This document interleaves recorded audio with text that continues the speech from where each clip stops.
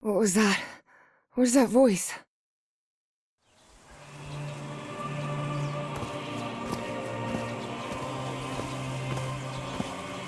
This is the story of a young girl. A girl who had strange and disturbing dreams.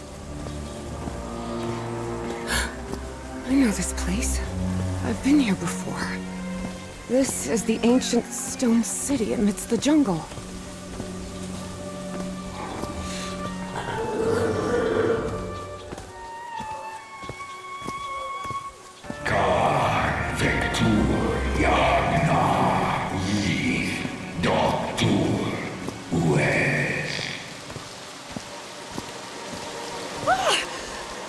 Oh, sweet Jesus. Okay, ignore him.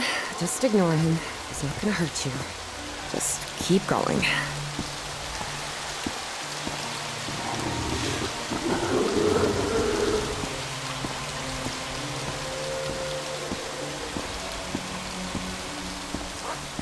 This constellation. Where am I? This is not the Earth.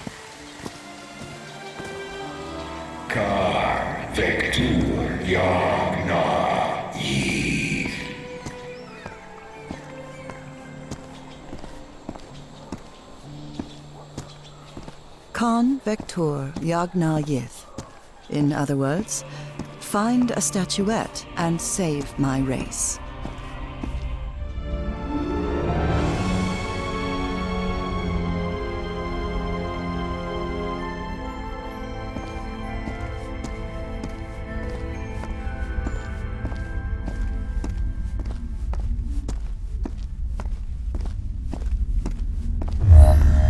The statuette! Here it is. Finally! I have to get it, I have to...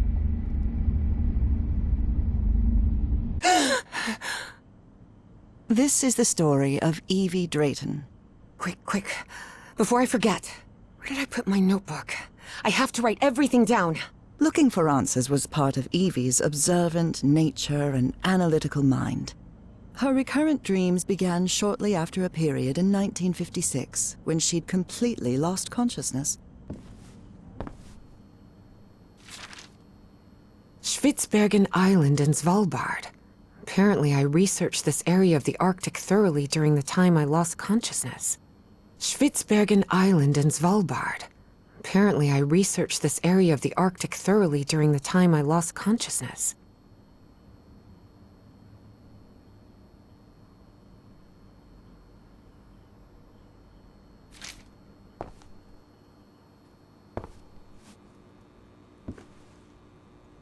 Oh, here it is. Evie's Nightmare Journal. Evie was worried that someone might read it. That's why she kept it locked away under that complicated padlock.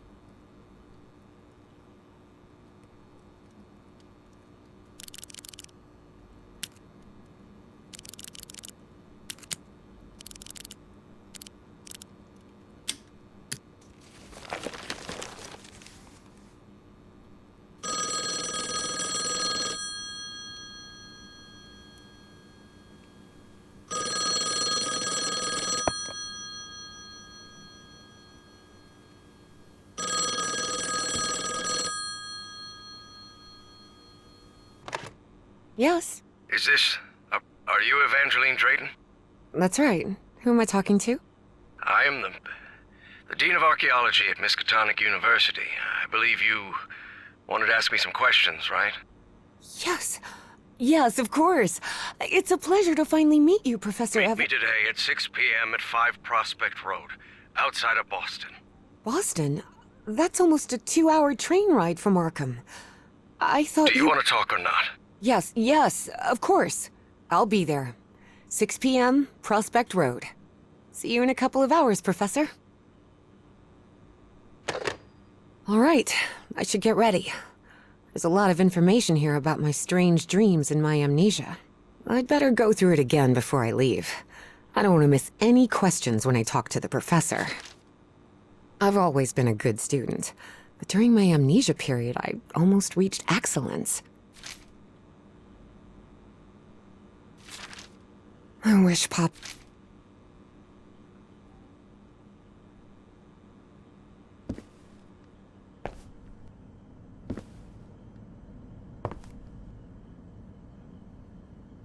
Uncle Mo showed me a trick or two when I would help him in the motor shop. Tinkering with gadgets always puts me at ease. I was lucky to be accepted at Miskatonic. I couldn't leave my science fiction book collection in Benoit.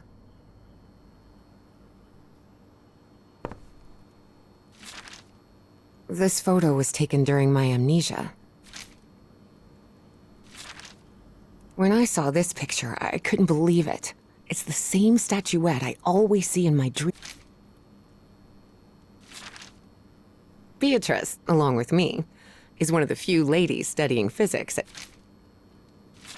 Julian, Beatrice, Herbie, and I, we're always together.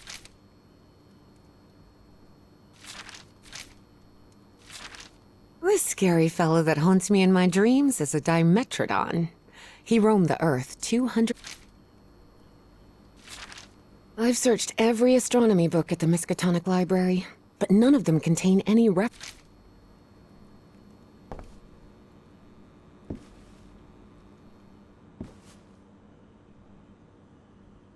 Before leaving, Evie asked herself if she had finished gathering all the information in her room. All right, I think I've gathered what I need. As odd as it seemed to Evie that the dean didn't meet her at the university, her need to know was stronger than her doubts. She was determined to attend the meeting. There, she would come across another protagonist in this story.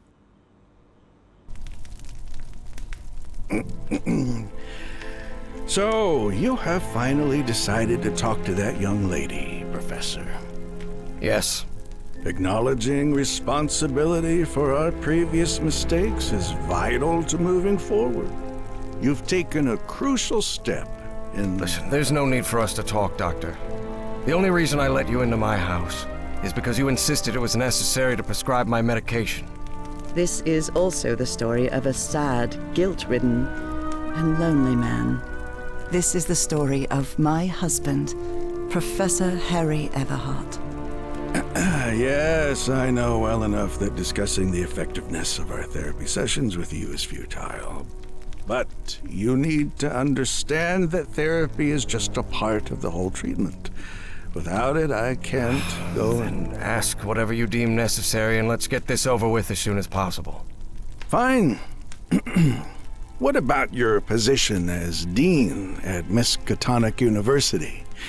We talked some time ago about your relationship with work was somewhat obsessive. I didn't say that. You did. Well, you told me you practically lived secluded in this very home, and the only thing that drove you to leave it was your job obligations. So, how would you define that? I do what they pay me for. Teaching, student assessment, and certain logistical duties fall within my responsibilities. Cheering at the Miskatonic Mariners football games does not. And are you happy with that? With your life now? What kind of question is that? Well, I'm asking it because it sounds like you're subjecting yourself to a kind of self-punishment. I am not. Next question. There's another topic you've never wanted to delve into, Professor. Would you now be open to... You're going to do it anyway, so go ahead. Okay. What happened to your wife, Professor? She died at home after a long disease. Harry hated giving details about my death, especially if those details meant talking about a certain expedition and deaths other than mine. I see. And how do you feel about that and all? What's my wife got to do with all this? You see, the reason I'm asking, Professor, is because when we began therapy, you mentioned visions. Some sort of oily shadows casting themselves on the wall. You mentioned those visions began shortly after whatever happened to your wife. So, tell me, do you still see those shadows, Professor? No. Not since I started taking the medication, at least. Excellent! That means the medication is working. Listen, there is something different I want to try in today's session. I believe hypnotherapy might... Don't even think about it. Hypnotism is a scam. Professor, with all due respect, I believe you're mistaking mesmerism with hypnotism. Even so, if you want me to prescribe the... You won't give me my medication unless I submit to your quack experiment, is that it? I'm deeply sorry you see it that way, Professor. But I need you to trust me in this. Then go ahead. Wave a pocket watch in my face if that's what you need to do. There's no need for pocket watches, Professor. The sound of a metronome will be more than enough. I need you to relax and free your mind. And think of something pleasant. A fond memory, if you will. Something that took place here, in the Everhart Manor. A fond memory? In this place? It wasn't easy for Harry to find a fond memory in the same manor where he had spent an extremely unhappy childhood. Maybe. Maybe. December 1930. The last Christmas my wife and I ever spent at Everhart Manor. She insisted on coming, despite my parents never approving of our marriage. But that was the kind of person she was. Interesting. Tell me more about it, Professor Everhart. Every time I gave her a present, I prepared a little scavenger hunt. She loved it. She loved solving my stupid riddles. As you may have noticed, this story has more than one protagonist. And though I am not one of them, I believe I, Nora Everhart, play a crucial part in it. Can I open my eyes now, Harry? Not yet. We're almost there. Let me open the door and... Now, open your eyes. Oh, look what you've prepared. It's another one of your scavenger hunts, huh? Of course, old pal. Now, if you want your present, you'll have to earn it. Can I use my journal to write down clues? Well, technically that's against the rules, but I'll turn a blind eye this time. You're so kind.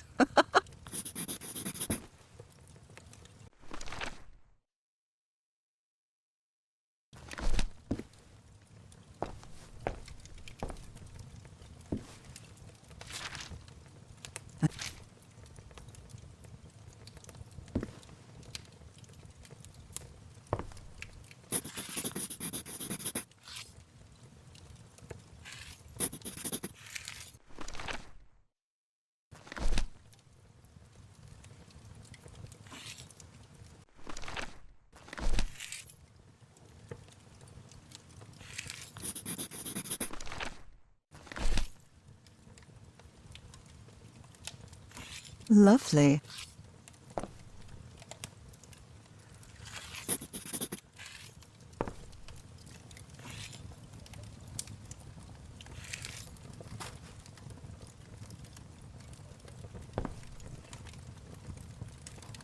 I wonder what my darling husband is keeping locked up in here. You'll have to put that brain of yours to work to find it.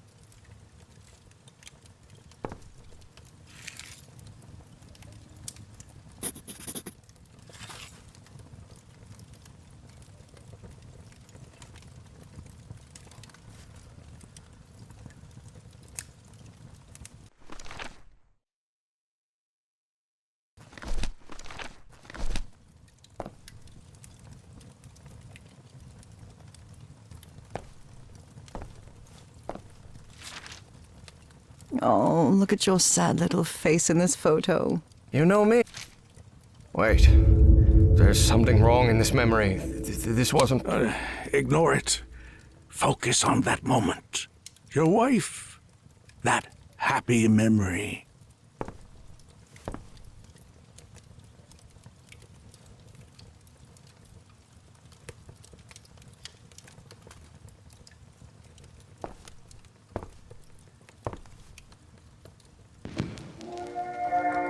Do you remember when we slow danced to Dear Old Pal of Mine at Maddie's house? The end of the Great War Party? Do you remember when we slow danced to Dear Old Pal of Mine at Maddie's house? The end of the Great War Party and our first kiss. How could I forget? I swear, even in a painting, your father's stare sends shivers down my spine. You know you're looking more like him every year. Nora, for the love of God, don't even joke about that. A new decade. I wonder what the future has in store for us.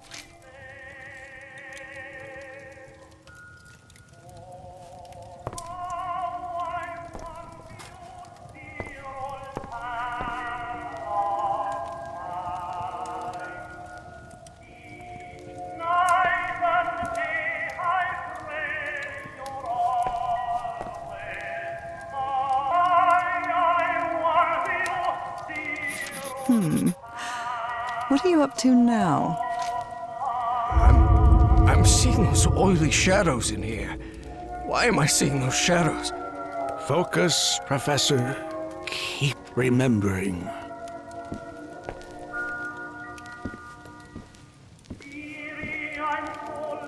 Tell me you didn't vandalize a piano just for a scavenger hunt, old pal. Nora, who do you think I am?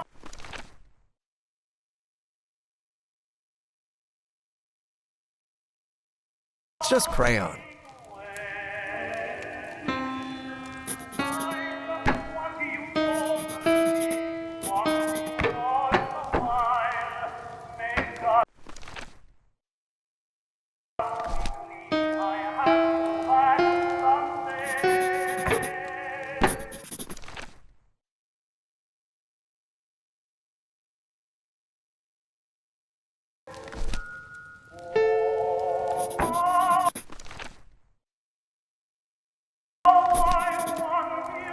This darkness. Everhart Manor. My house is not... Professor, don't drift off. Keep going.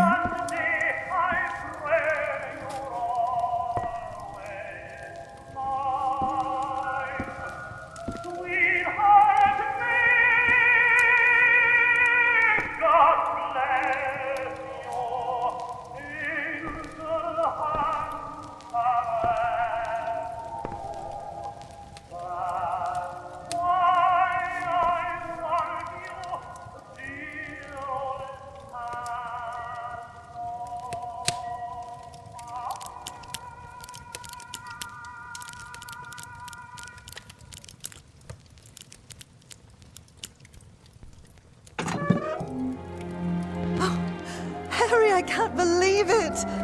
It's that statuette! And it even has a black ooze orb. Just what I wanted for Christmas. No. Wait. What do you mean a statuette? Don't touch it, Nora! Keep going, Professor. It's important. Where is the statuette now?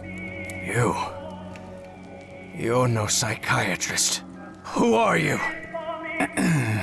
I'm not going to ask you again, Professor Everhart.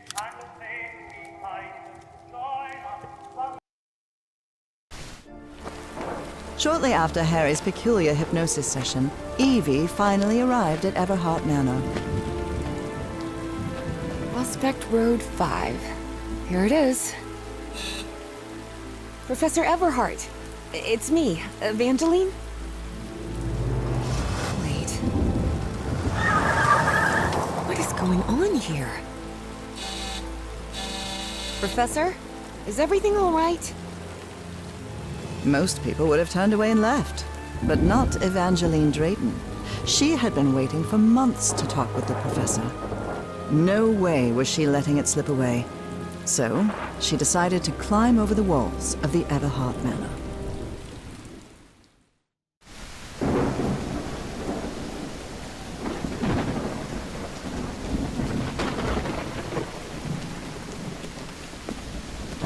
Ugh. This looks like something straight out of Tales from the Crypt.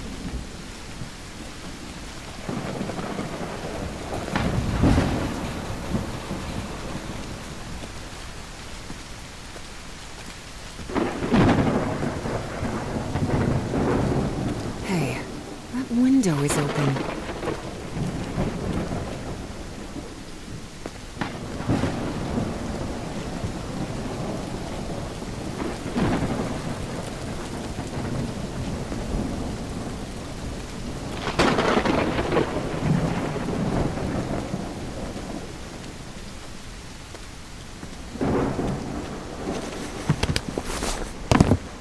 Professor Everhart, it's me, Evangeline.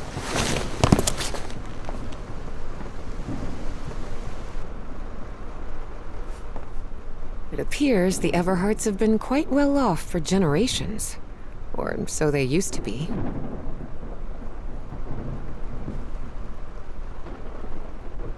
That must be Elizabeth Everhart. She looks sad. The Everhart children. Harrison, Madeline, Richard, and Donna. This fellow really looks like the professor, but it's not him.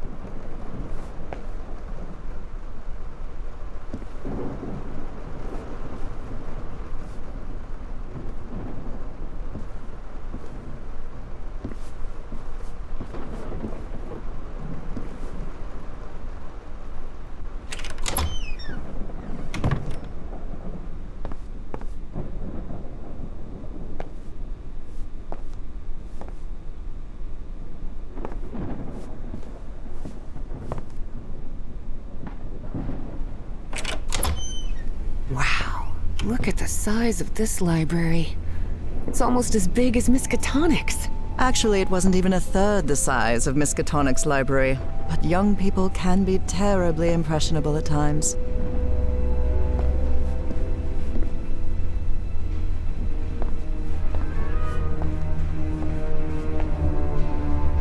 What on earth happened here?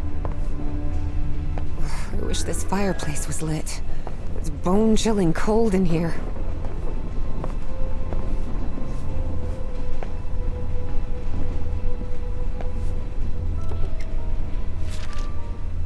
Evangeline had never pictured the professor as anything but a hermit. Certainly not someone who...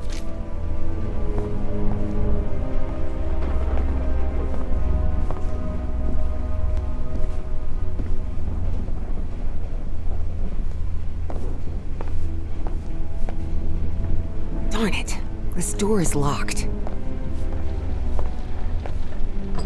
Good thing the skull is fit.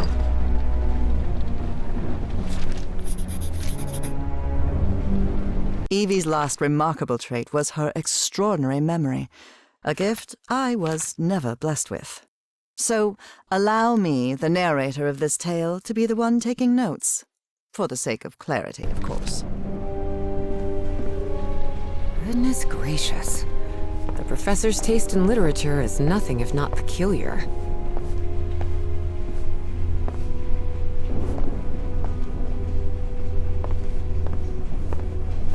Dyer was my applied geophysics professor. He was very strict. Strange character. This must be the professor's office. The professor had another appointment today. With a therapist. The professor had another...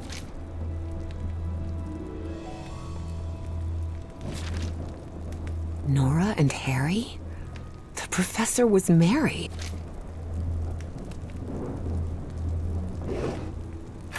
The key. I wonder...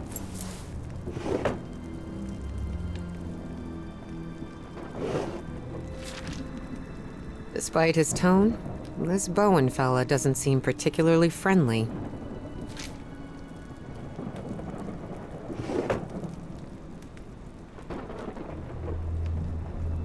Professor Everhart doesn't look so intimidating in that portrait.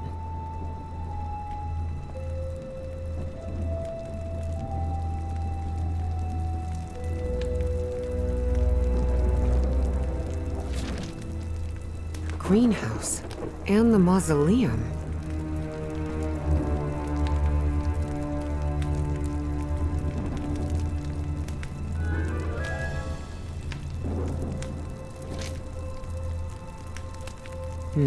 Someone lit the fireplace, but this room is still cold.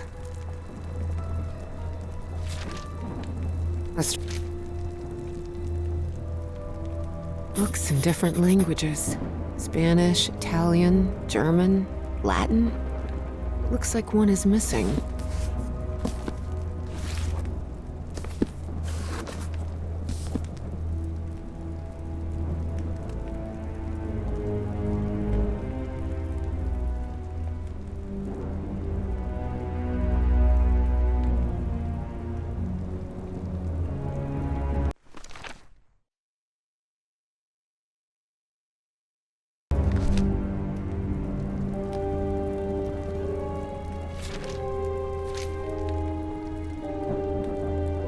Lapel pin with a rather...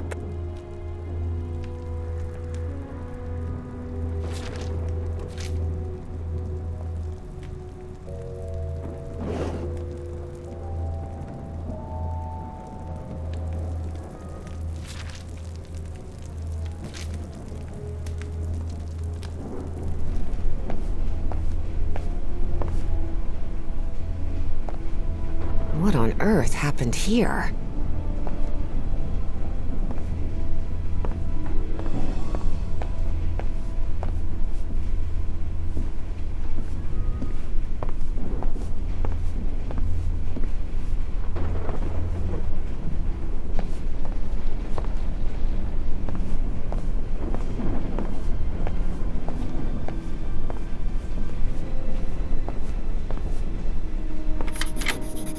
Et voilà!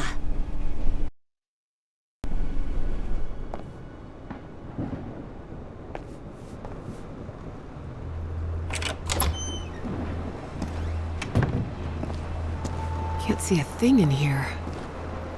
These tools haven't been used in... much better. These tools haven't been used in a long time. That explains why the garden was an absolute mess. Good heavens above, would you look at the size of this place?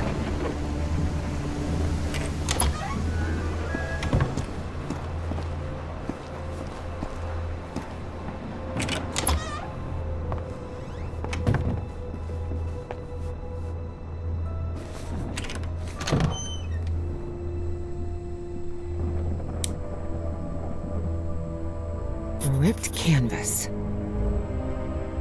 The man's definitely a dead ringer for the professor.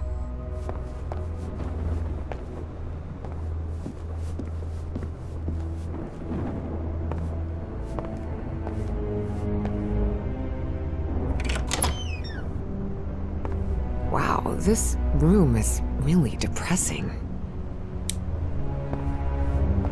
Someone has ripped the canvas. There's a Latin inscription in its frame. Providere debemus.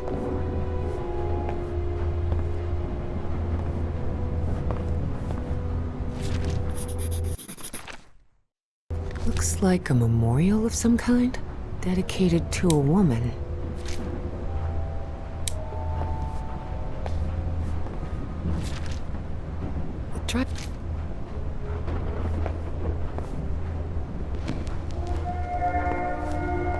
Under different circumstances, I might have found this song beautiful, but at the moment, it sends a shiver down my spine.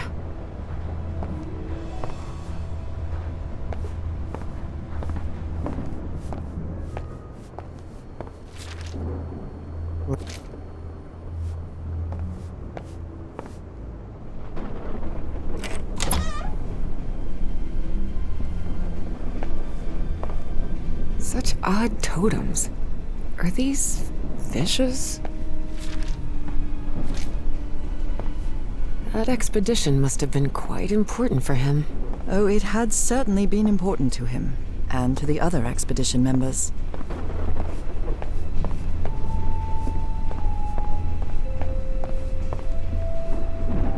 Torn canvas.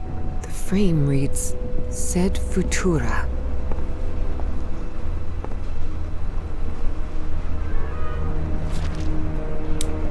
a lot of pictures of that.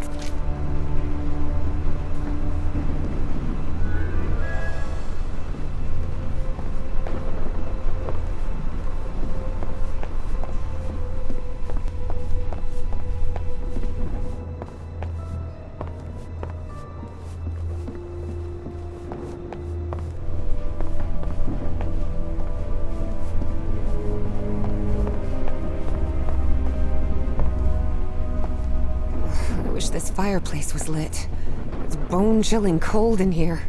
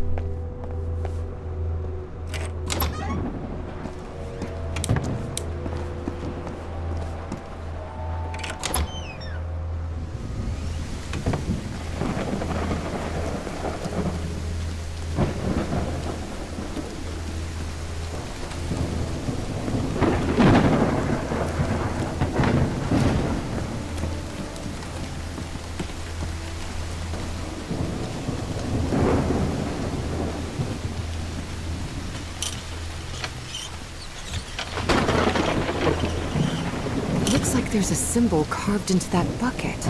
Is that a fish? This vase-like thing with a face engraved on it can be rotated. What kind of madhouse does the professor live in?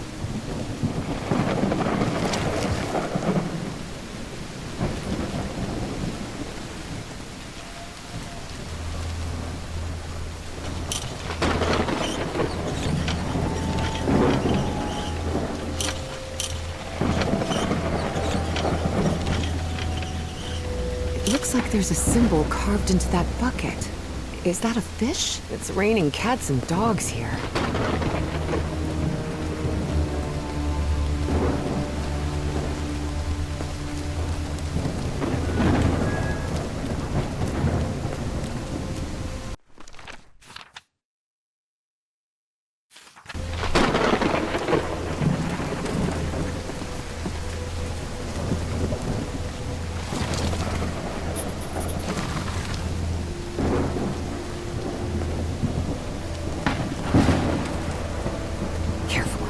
Stone staircase is slippery.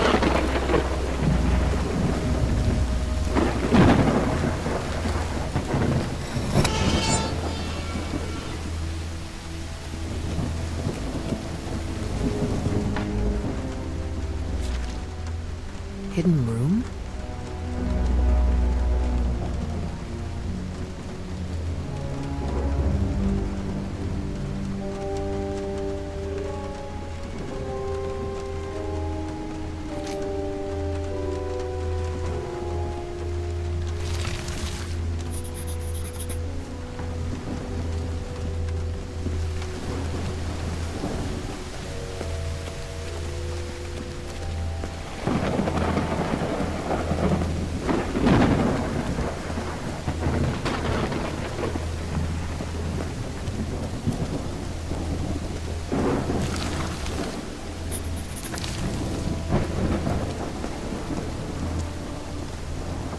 What kind of a door is this? Doesn't even have a lock. Just some symbols.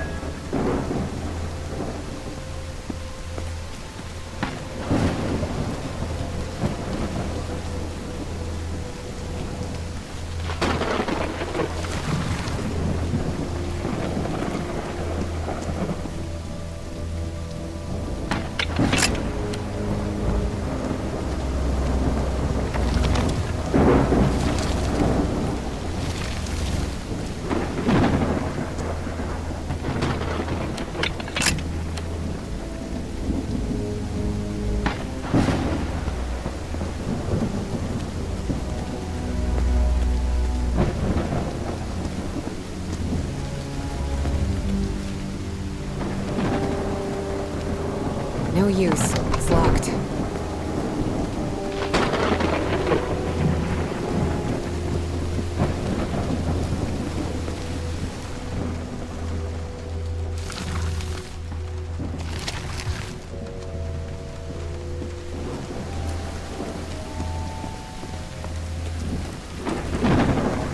Gosh, this is so beautiful.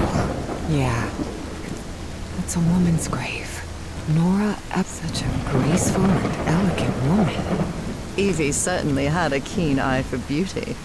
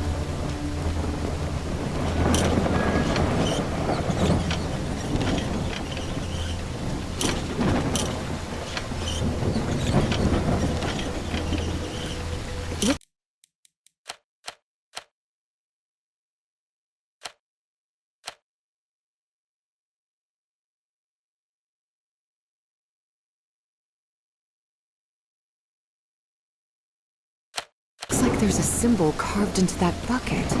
Is that a fish?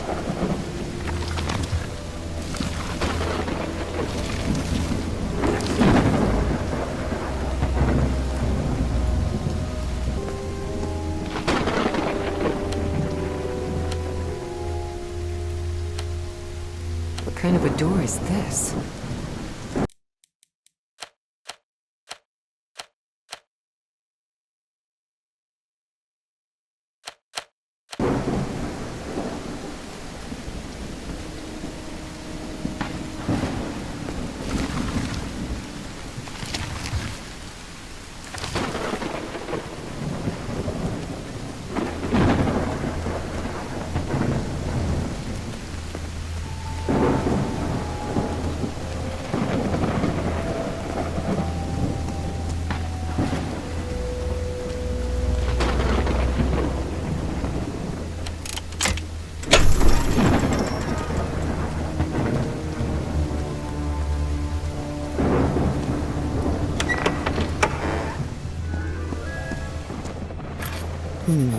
This definitely looks like the greenhouse key. In loving memory of our firstborn son, John Everhart Jr. Father, husband and servant of the people. This must have been the professor's father. Found her path in the shadow of morning? That's from the Bible. Psalm 1, verse 1.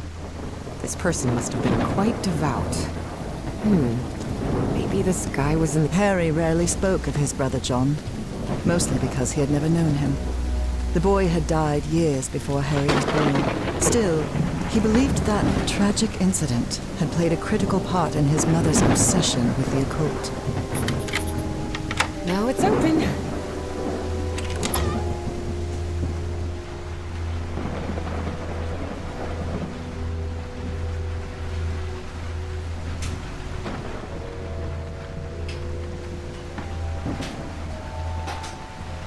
The professor really seems to be interested in botany.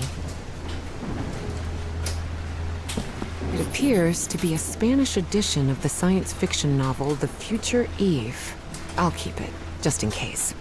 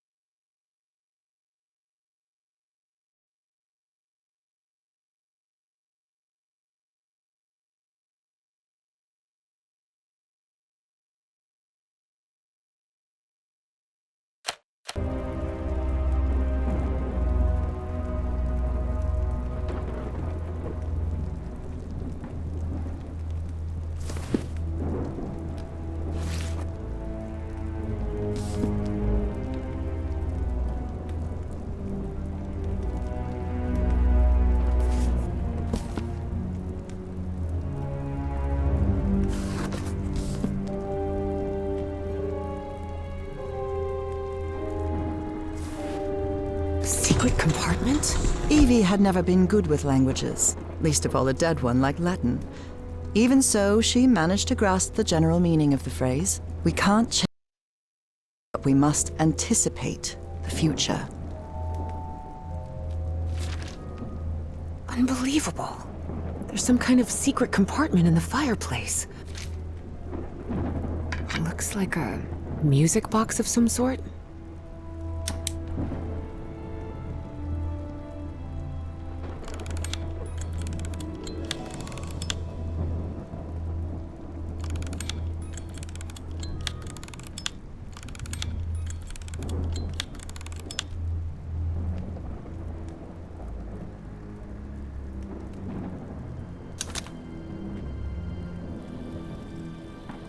It doesn't make any sound. Maybe it's broken.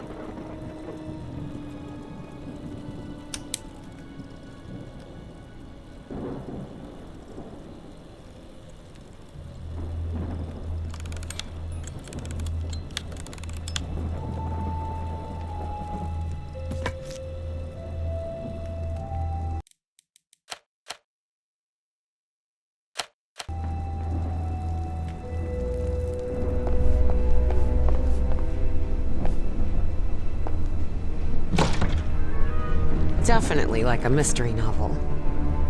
Ooh, I guess I need to go see what's down there. Professor!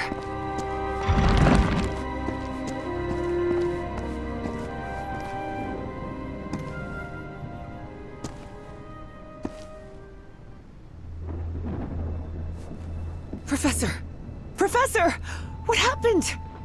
He's knocked out cold.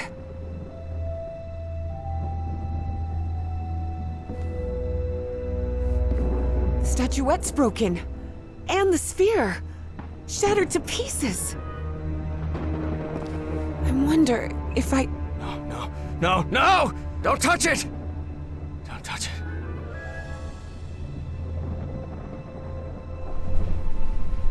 Introductions between strangers are always a bit awkward. But in Evie and Harry's case, things were even more uncomfortable, due to the unusual circumstances under which they had met. How are you feeling, Professor? Considering I was assaulted, knocked unconscious, and someone tried to rob me in my own home, I suppose not all that well. Evie didn't know where to start. So, she took the most formal approach.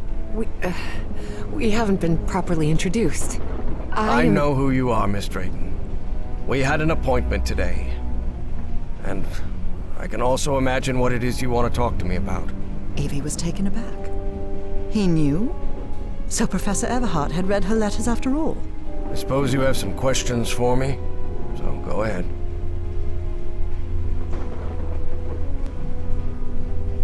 Who's responsible for all this? For the robbery? Dr. Frog in the throat. Who? My psychiatrist, or so I thought.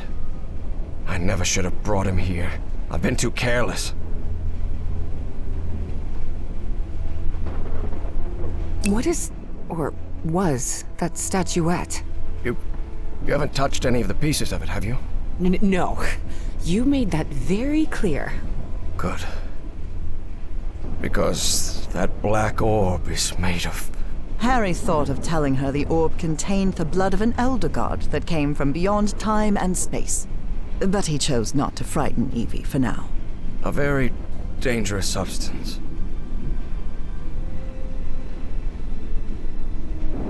I read in a Herald article that the statuette was found in an excavation in Virginia.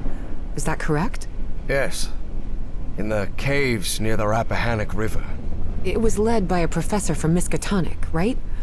Paisley or Presley? Nathaniel Wingate Peasley. Yes, Peasley. Do you think it would be possible to speak with him? No. He passed away a few years ago. Of natural causes. Or so I hope. I thought the statuette was in the Miskatonic archive. Yes, well, I brought it here for a research project I'm working on. About ancient civilizations. Harry couldn't come up with a better excuse than that. Because I've hidden it in my own house to keep prying hands from succumbing to the terrifying powers of the Elder Gods sounded infinitely worse. Statuette is in pieces. What happened? I destroyed it. You destroyed it? Yes. It was better than letting it fall into the wrong hands. Evie felt frustrated. After all the effort it had taken to get Professor Everhart to agree to talk with her about that statuette, and on that very day, that curmudgeon shattered the relic into 1,000 pieces. Dangerous? What do you mean? Is it toxic? Worse than that. I've seen people lose their sanity and their health just by coming into contact with that substance. But there has to be more, right? More of those statuettes. I really doubt it. Are you sure? Because I'm convinced of it, Professor.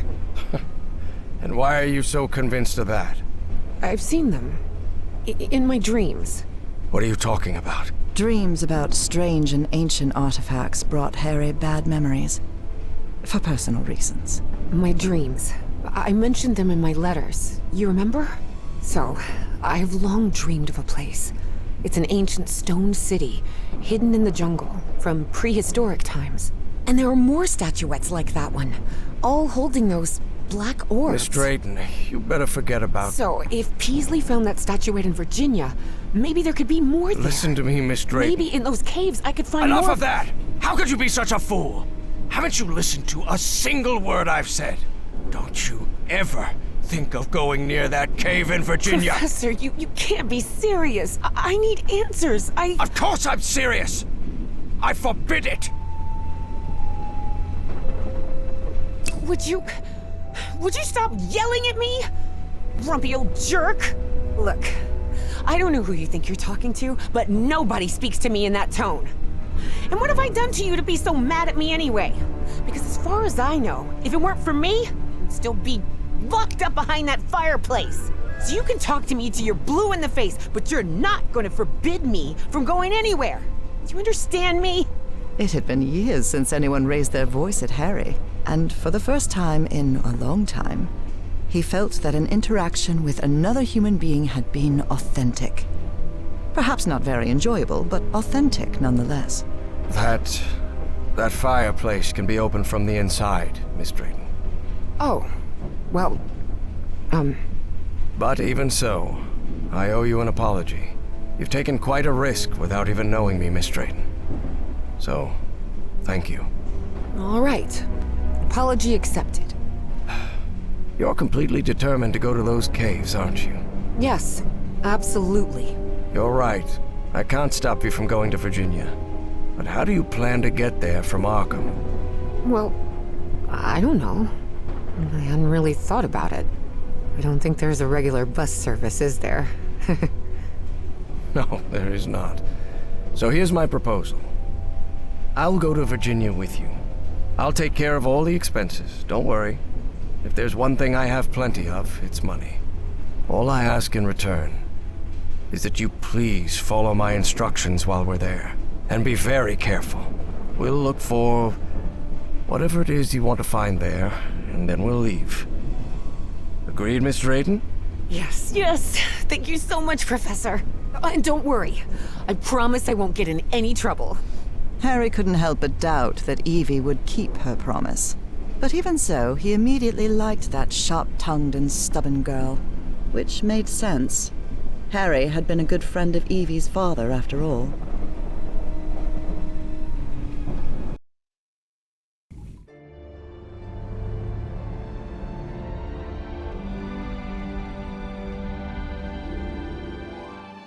Here we are, the Rappahannock River Caves. But this place is closed off. It is indeed. Apparently one of the excavation members died in there. An archaeologist named John Teague. That's why the government shut down the dig shortly after the statuette was found. Wait, so what we're doing here is illegal? If I told you that we were trespassing, would that stop you from going in, Miss Drayton? Nah, not really. Then go ahead, please. Here, take one. We'll use these to stay in touch. Apparently, the cave branches off into countless tunnels, forming a maze where it's easy to get lost. So watch your step, because the... Evangeline!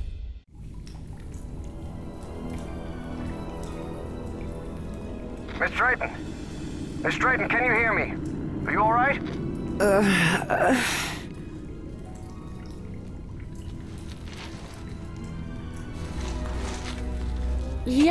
Yeah, I think so. I'm safe. I'm on the path. Follow the excavation trail. It'll lead you to the underground lake.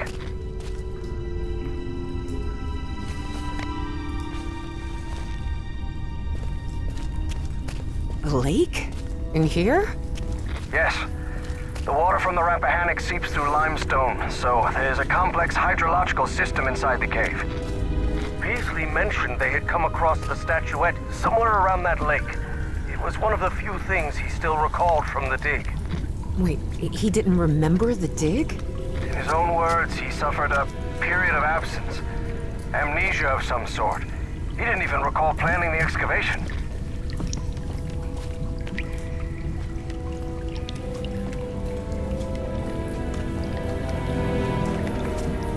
Professor, you won't believe this, but I had amnesia too. I don't remember anything from September to November of last year. When I came to, I was surrounded by books and articles about a place in Norway called Spitsbergen. Spitsbergen? Isn't that near the Arctic Circle? Professor? Professor! Do you hear me? Well, everything was properly cleared for the excavation.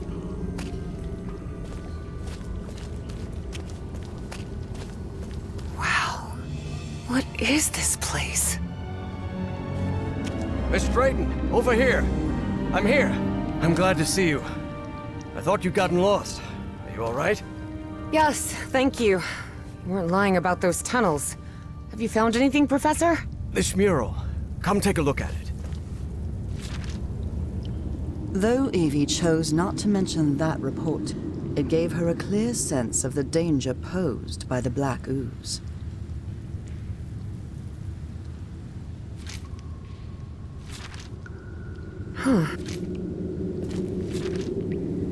I would have...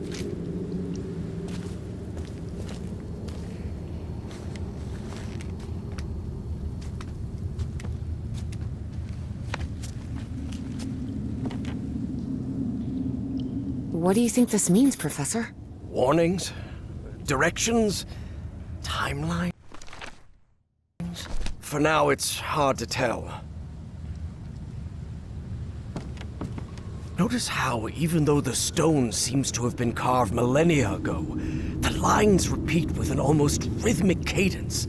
It's as if they were trying to convey a coded message. What do you think? All of that was Greek to Evie. Her world was equations and laboratory experiments, not decoding ancient languages.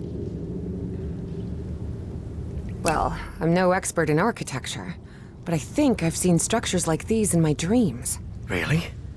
Good. Good. That means we're on the right track.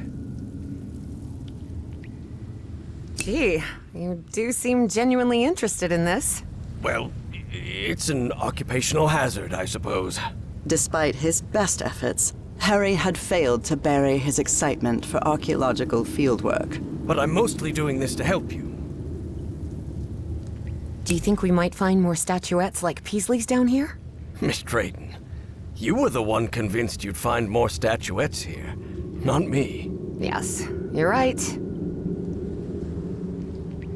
Is there anything I can do to help? Take a look around the site. If you find anything worth noting, let me know. I will, Professor. I'll take a look around, see if I can find anything interesting. Fine. Just don't wander too far from the excavation site. What do you think this means, Professor? Warnings? Directions? Timelines? For now, it's hard to tell.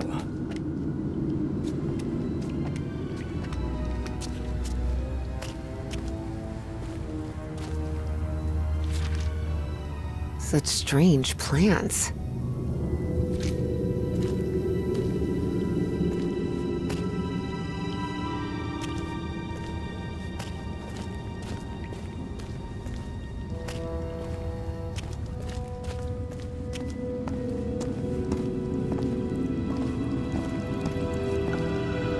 I see some sort of control panel here, and what look like piano keys? Please refrain from touching anything, Miss Drayton.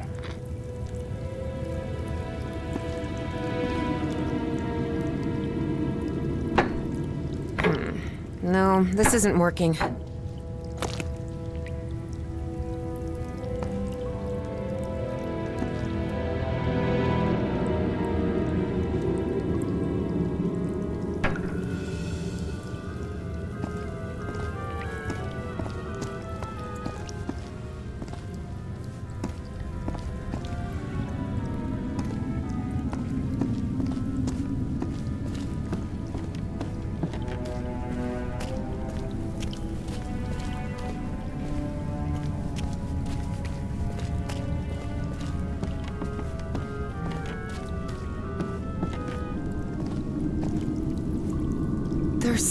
There's some kind of stone dumbwaiter here.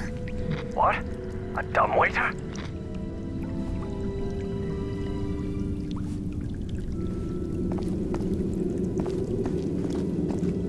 I see some ruins rising out of the water here.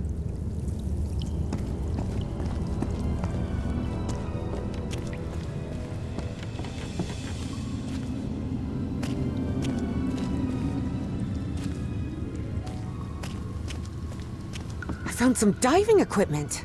What if Peasley didn't find that statuette near the lake, but rather beneath the lake? You're not thinking what I believe you're thinking, Miss Drayton. That depends. What do you believe I'm thinking?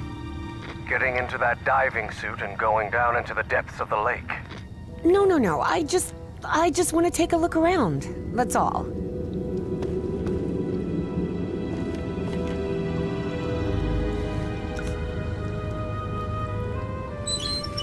Pressure gauge, a sealing joint, nothing too complicated. I think I can make it work again.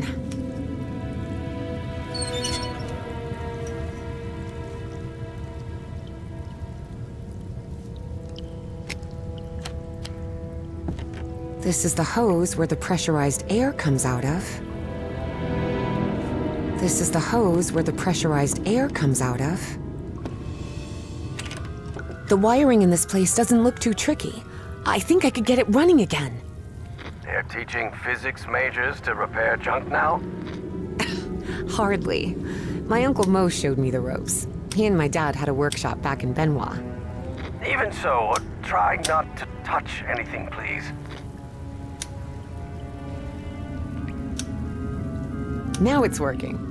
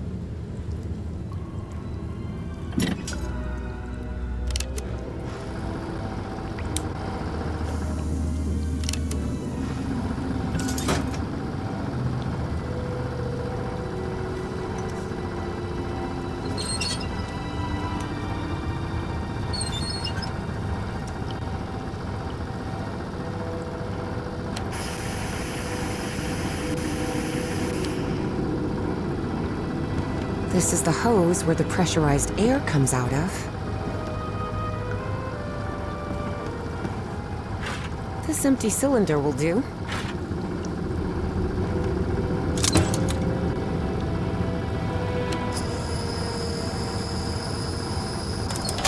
Well, it must be full of air now. You won't believe it, but I managed to get the whole diving system working. The suit is ready to— What? Didn't I tell you to leave that damn suit alone? But Professor, You promised you wouldn't get into any trouble. That's why I brought you here, remember? Yes, air compressor. Looks like it works in the same way as the one we had in the workshop. Except for diving cylinders and... It seems they found the statuette in the depths of the cave's lake. Evie deliberately chose to omit that the man in the photograph had... Seems like a telephone for communicating with the diver.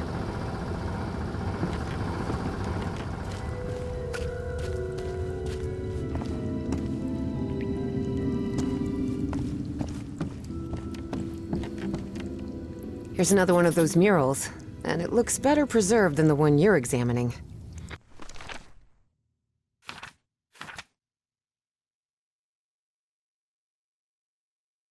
Excellent. When I'm finished with this one, I'll... Here's another one of those murals.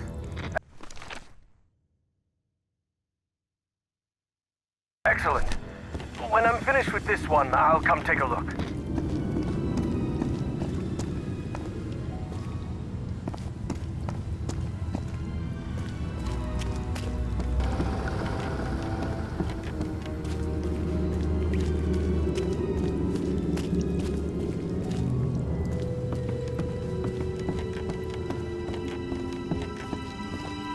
There's another mural.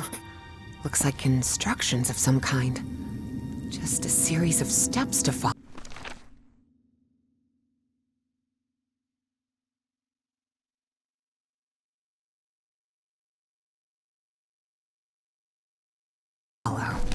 Instructions, you say? Well, this is all quite fascinating. Oh, Peasley mentioned a refinery of some sort. A refinery? In here?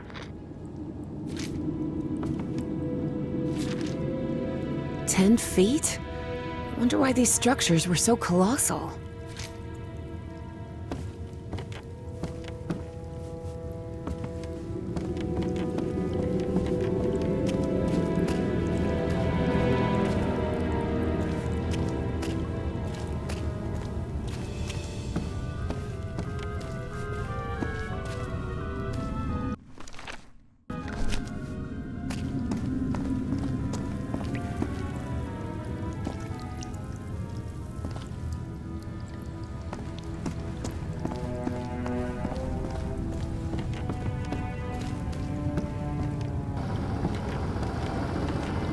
Evie knew perfectly well that going down into the depths of the lake was not only dangerous,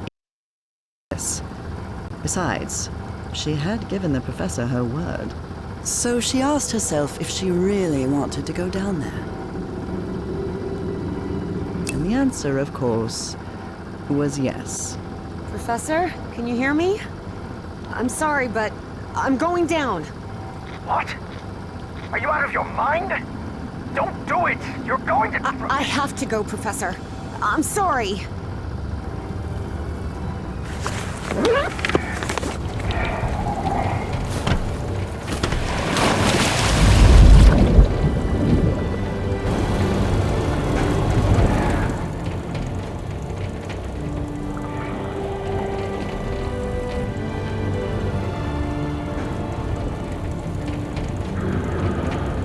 Wow.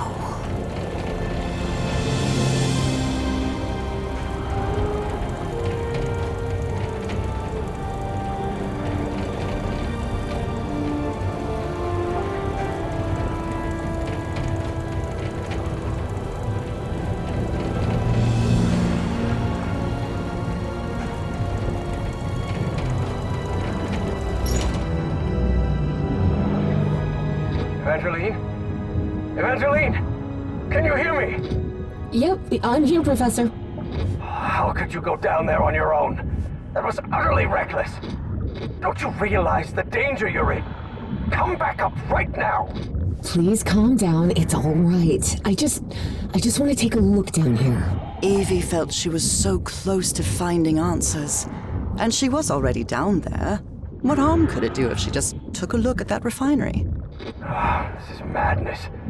I should have been the one to go down. Professor, how could you possibly go down here at your age? What do you mean at my age? I'm only 67. Oh, I'm sorry. I thought you were like 80? Harry found himself thinking he might have let himself go too much. 80 years old? Really? Oh, must be the beard. Tell me what you see, please. It's hard to put into words.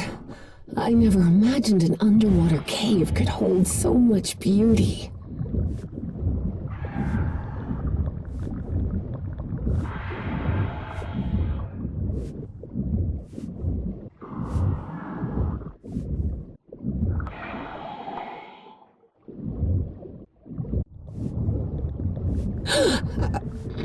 What's happening?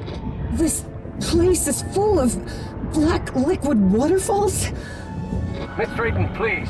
Turn back at once and return by... Oh no. No! I'm trapped! There's a column of black ooze behind me. Oh God. What do I do? Keep calm, Evangeline. We'll find a way out, all right? And most important, don't go near the black ooze under any circumstances. Now move forward and tell me what you see. I see a ladder. Someone from the excavation must have made it this far. Climb it. The farther you are from the black ooze, the better.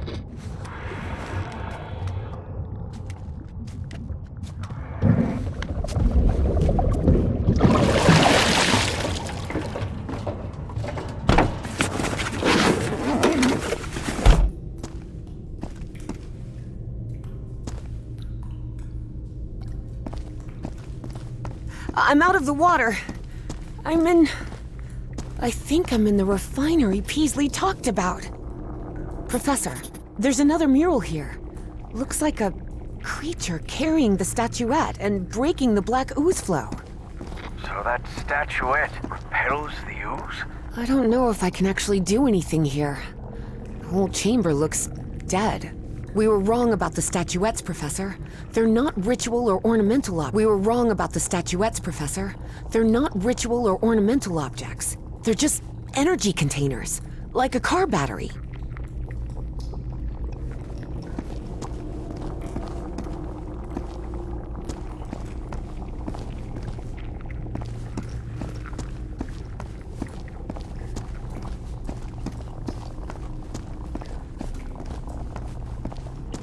Wait, what? What is it, Miss Brent? It lit up. Everything in here just lit up all of a sudden.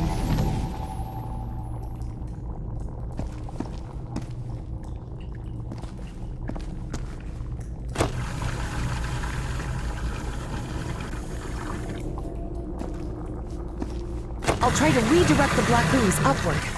Fine, but please be careful. Don't worry. This isn't so different from the fluids lab back at Miskatonic.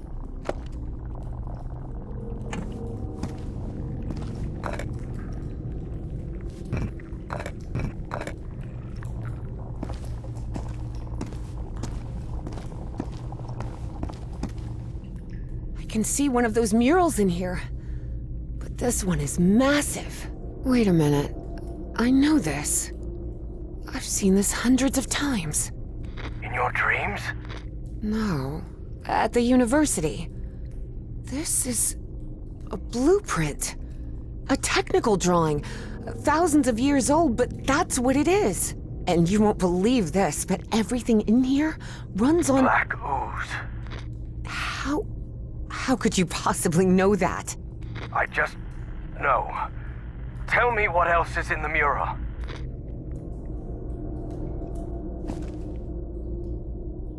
It looks like the black ooze can be channeled from where I am now. There's some kind of valve-driven collector system that directs the flow upward. Apparently, we need 4 units of black ooze. Those piano keys I saw on the surface, it seems they're used to control the towers. Those ruins I saw rising out of the water, they're not ruins, Professor. They're 2 stone towers. And apparently, they're used to alter the state of that one of those towers is loaded with statuettes. I told you so, Professor, Evie thought of saying. But seeing the mess she'd gotten herself into, she figured it wasn't the right time to brag.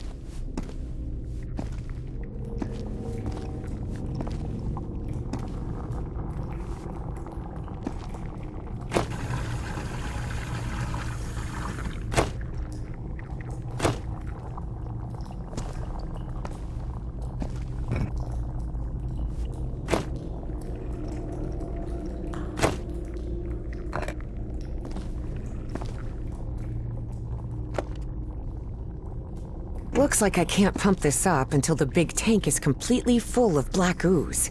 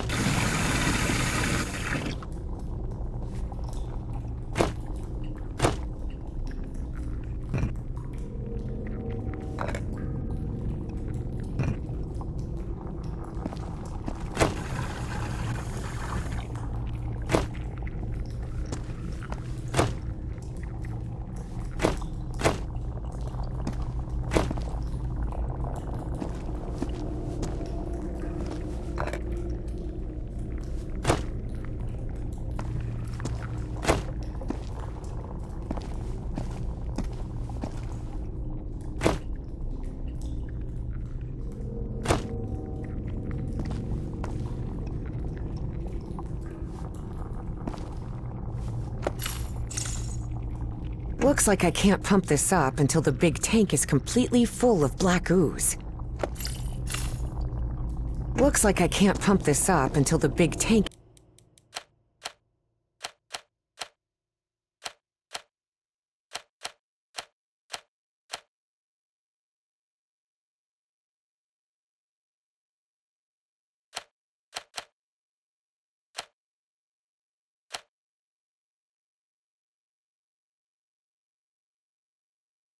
is completely full of black ooze.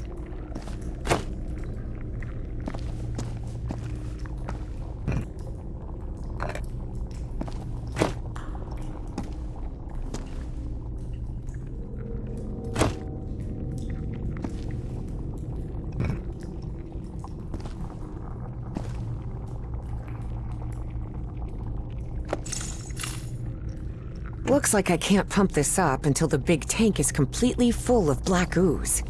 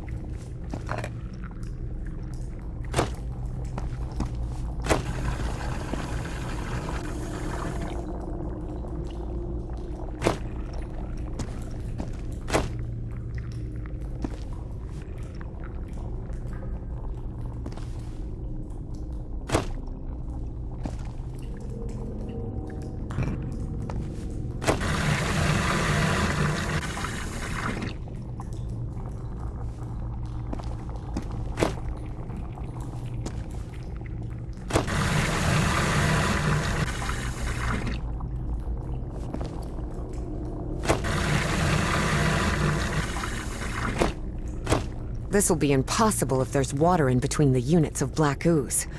I should empty the big tank.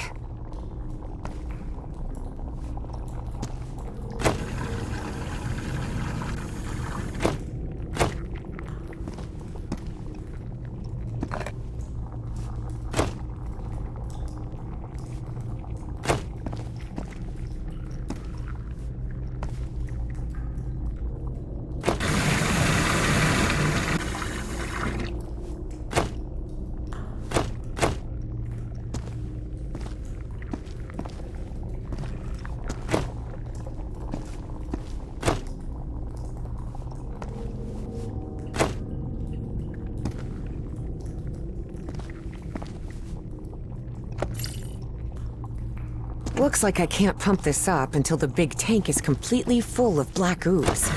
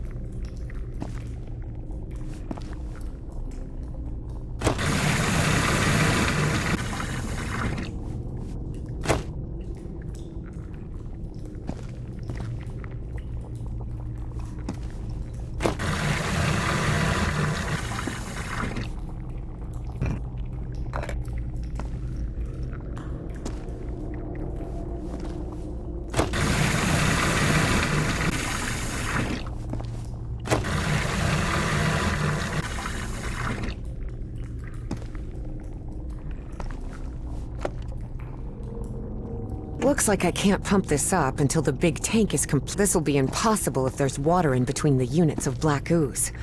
I should empty the big tank.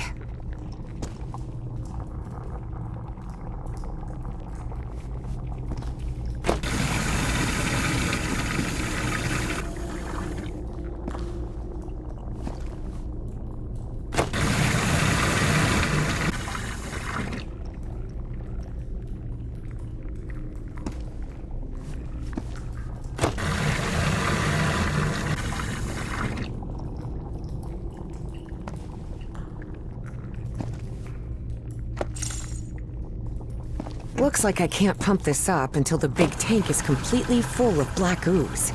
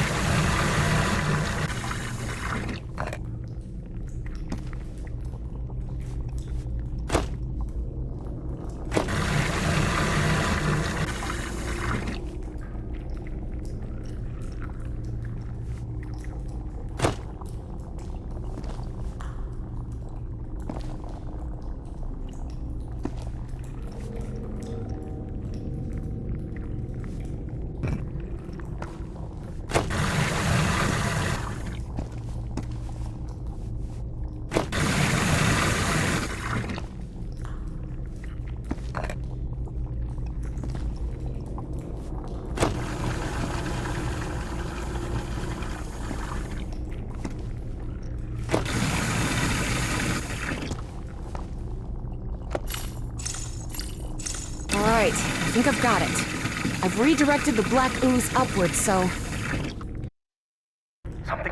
Something's happening up here. Let me take a look.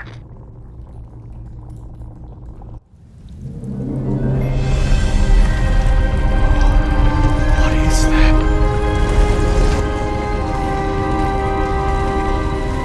Harry's fascination was growing. Here he had living proof of an ancient civilization with technology beyond anything he had ever seen.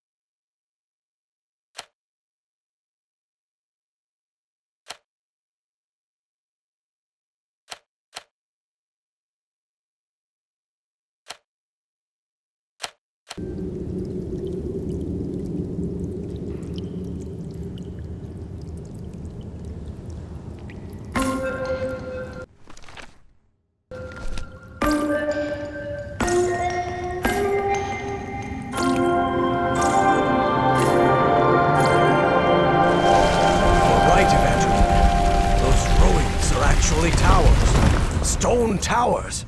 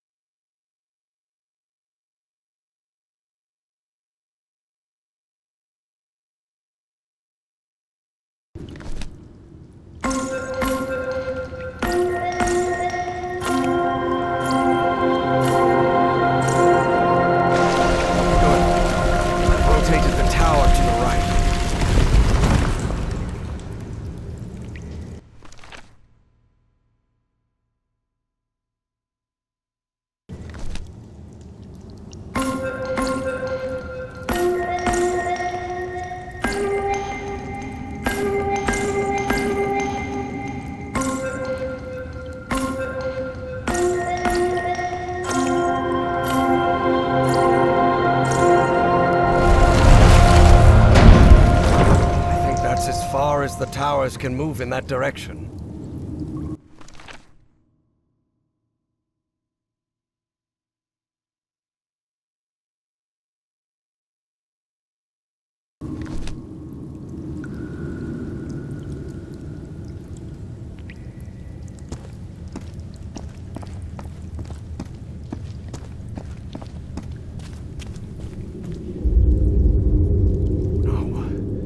No. Not now, damn it! But the oily shadows Harry saw obeyed no reason. They simply appeared when he least expected them. Though the reality of those shadows was, of course, far more complex than that.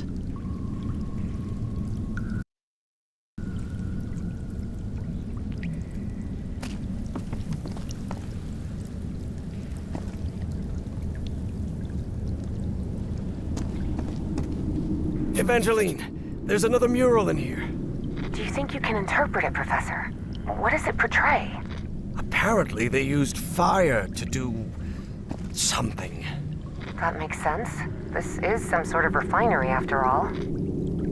Evangeline, there's another mural in here. Do you think you can interpret it, Professor? What does it portray? Apparently they used fire to do... something. That makes sense.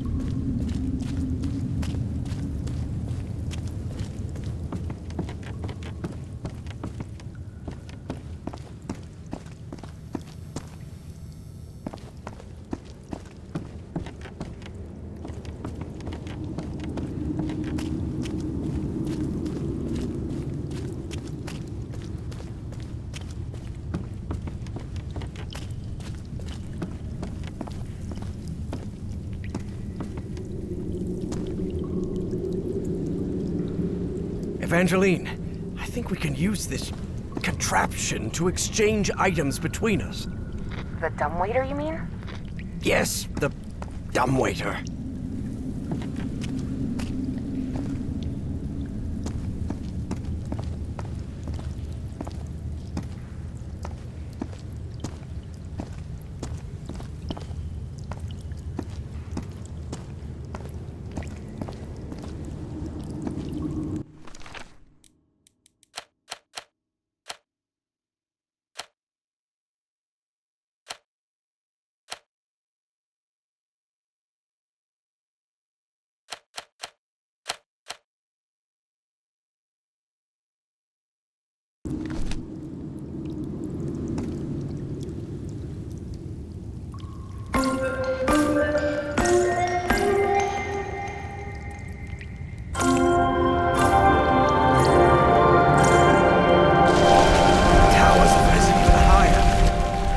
I see an entrance ahead.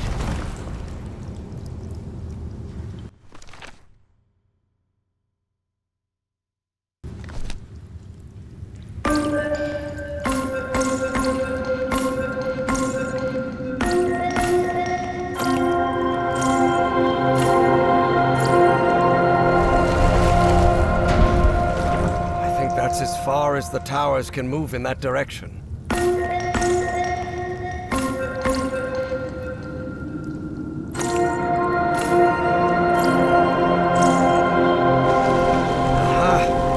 If I play the notes in reverse order, they trigger the opposite effect.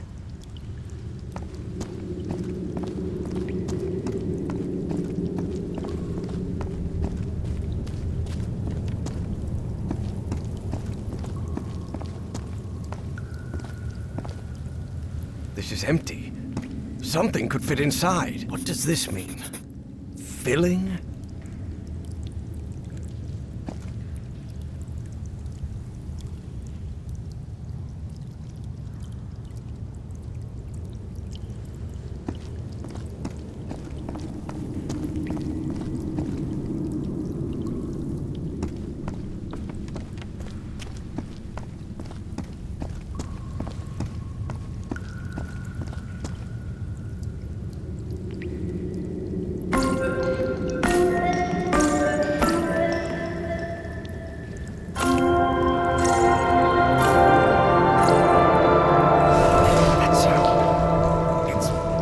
Tower with black ooze.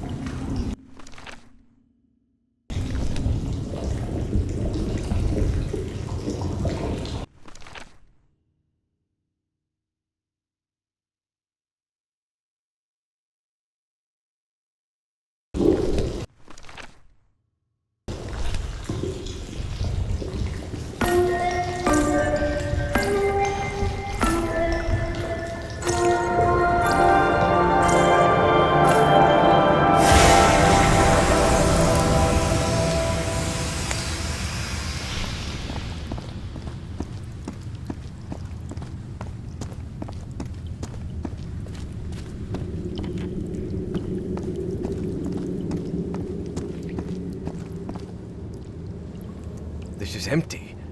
Something could fit inside.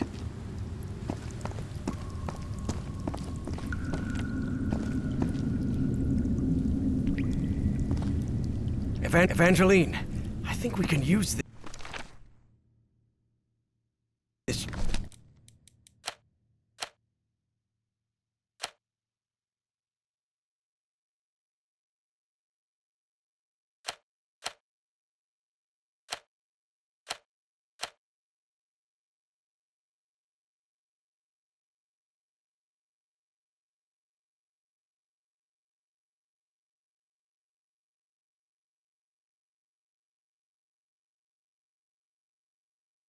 Contraption to exchange items between us.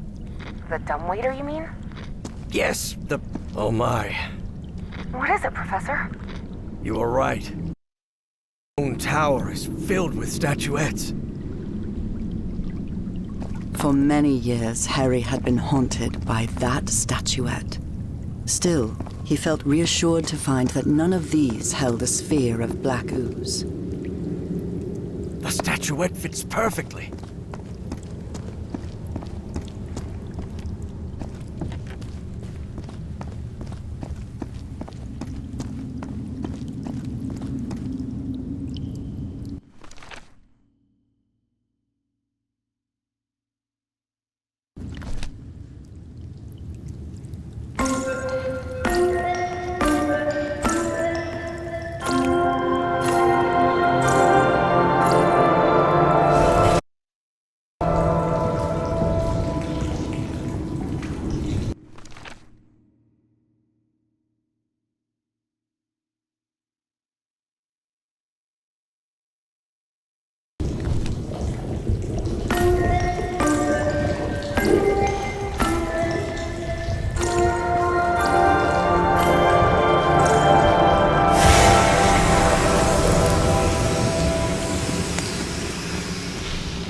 purple hue.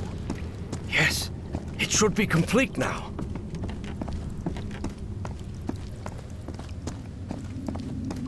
Harry glanced uneasily at the freshly made black orb. He didn't like it one bit. All right. I think I've followed all the steps. Now I just need to send it to Evangeline. I hope she knows what to do with it.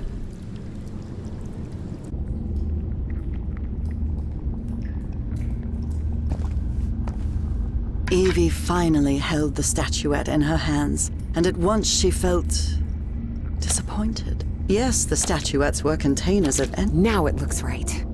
Excellent. Now you should be able to cross safely. Come on, get out of there, quickly!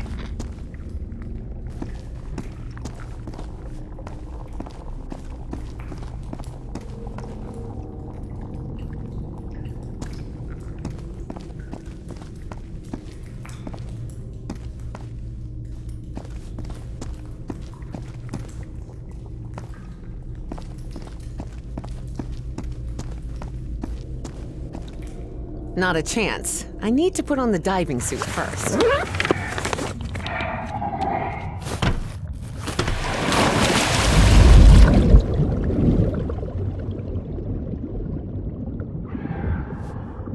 Can you...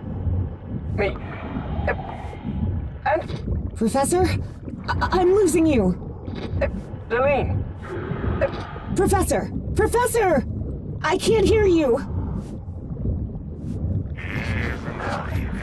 Evie felt a chill sweep through her body. Don't worry, gentlemen. Everything's gonna be fine. Impossible though it was, she had just heard her dead father's voice, unmistakably. It works! It works! The path is open! Evangeline? I can hear you now. Oh, good. Glad you're back, Professor. I'll be waiting for you here. Once you're out, we'll return to... What the... Professor?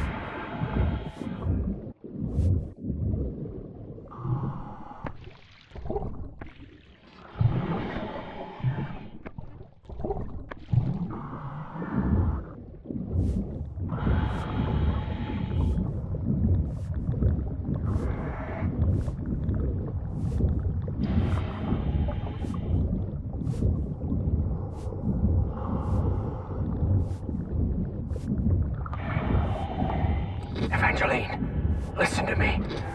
There's someone else here. What do you mean, someone else? Stay down there until I tell you to... Professor? Professor! Evie lingered in the dark waters of the cave, waiting for the professor's signal. A signal that never came. Even so, prudent as she was in waiting, her air supply wouldn't last forever. So when all the noise above finally ceased, she decided to come up. Professor! Professor, I finally have it! I have the statue... Well, this is interesting. You're going to have to come with us, Miss Drayton.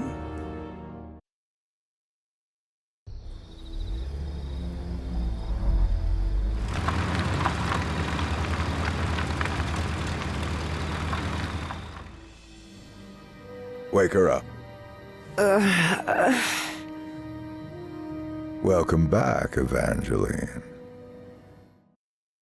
Finally, this is also the story of an obsessive, manipulative, and ambitious man. This is the story of Caleb Bowen. Wait, where am I? I'll be the one asking the questions here, girl. My name is Caleb Bowen. I work for the United States government. Bowen often made that claim, though it was at best a half-truth. Sure, he'd worked for the government once, but that was a long time ago, and he'd been running solo for years. Do you realize that you trespassed on a site closed off by the United States government?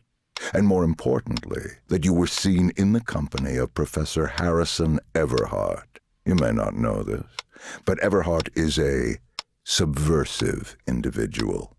We suspect he may be working for the communists. Bowen kept lying. He knew Harry could be many things, but a communist was definitely not one of them. You better have proof for what you're saying. You are in no position to demand anything, girl. But even so, I'll show you who Professor Everhard really is. Your father's name was Franklin Drayton. He and his brother Moses ran a workshop in Benoit, Mississippi called Drayton Motors. He died in a work accident in San Francisco in 1934. Is that correct? You've been investigating me? What kind of... Shut up and listen to what I have to say. Do you recognize anyone besides your father in this photograph? Wait, is that Professor Everhart? Oh, correct. Everhart led an expedition to the Pacific in 1934. Your father was part of that expedition. That was the only truth Bowen told during his conversation with Evangeline. Your father didn't die in San Francisco, Miss Drayton. He died in excruciating agony, alone and abandoned, on an island in the Pacific, and all because of Professor Everhart. I bet he never told you that, did he? In fact, every member of the Everhart expedition died or disappeared under mysterious circumstances. Even the professor's wife, whose strange illness was the impetus for the expedition, died under equally mysterious circumstances. I didn't die under mysterious circumstances.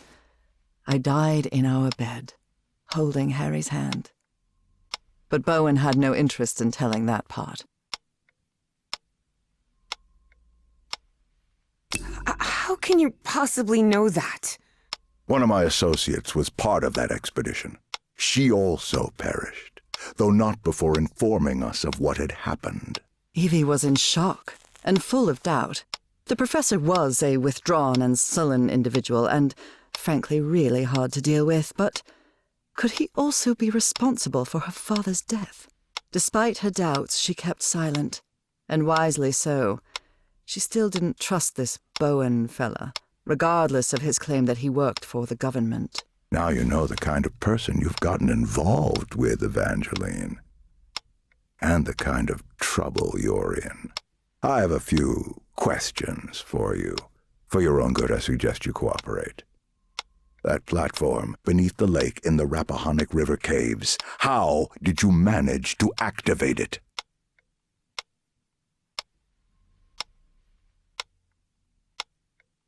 You're wrong. I didn't activate any platform. Don't try to lie to me, girl. You're no good at it. You must have recognized the girl's cognitive pattern, I'm sure of it.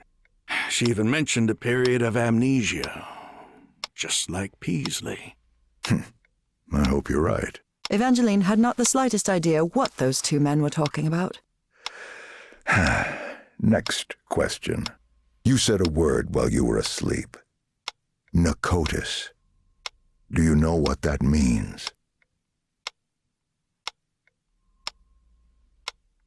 It means pompous government jerk with a ridiculous pencil mustache. You watch your mouth, girl. I'm warning you. Final question. Have you heard of someone named Dr. West?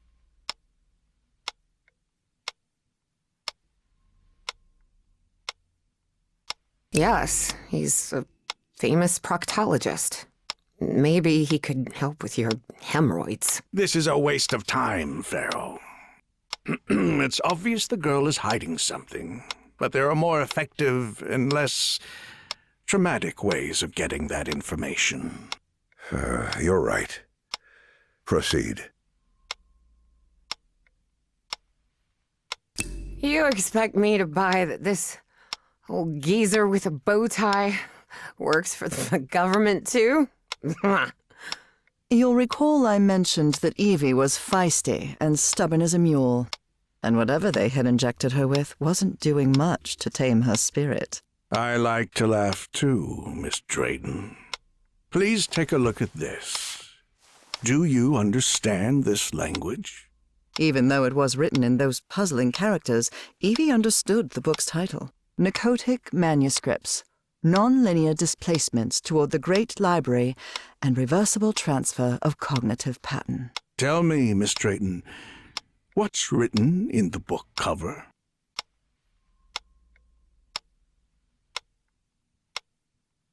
Narcotic manuscripts. Evie surprised herself. Had she spoken against her will? She couldn't help but translate the book's subtitle as well. She was feeling more and more tired. That's better, Miss Drayton. Now, open the book. Focus and listen to my voice. Listen to my voice while you read the book. Read the book to us. Salvek, Kornathun, Nakotas. What just happened? Am I in my dorm?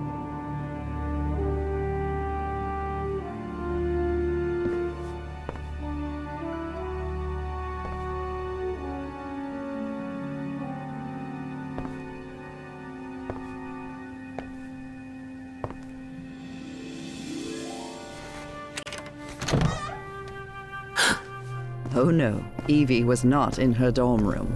Not at all. Hey, over here, Evangeline. Hey, how are things, kid? Papa! Papa! But it can't be! You're alive? Oh, of course I am, darling. But you have to find a way. That was not her father, of course. You must reach Nakotas. Have I crossed another one of those portals? Good Lord, none of this makes any sense.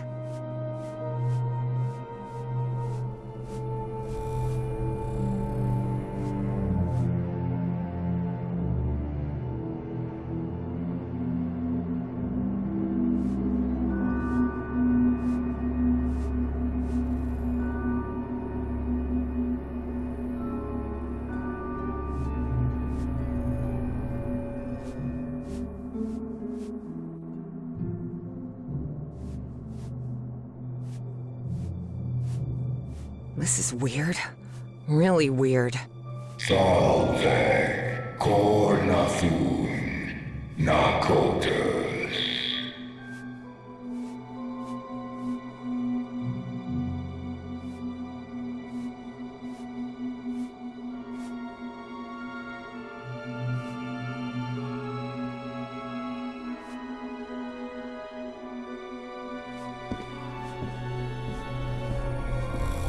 Driving motors? Dad and Uncle Mo's motor shop in Benoit? Moses, we're running out of money. If we don't get some cash soon, we'll have to shut the shop down. Yeah, well, that's easy for you to say. I've got a daughter to provide for.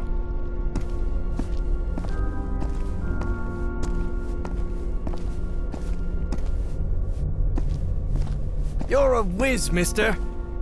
Would you be interested by any chance in an exciting job opportunity in the Pacific? Papa, don't do it! Don't go to San Francisco, please! Hey, what just happened? It'll only be a few days, Jitterbug. I'll be back before you can say Jack Robinson.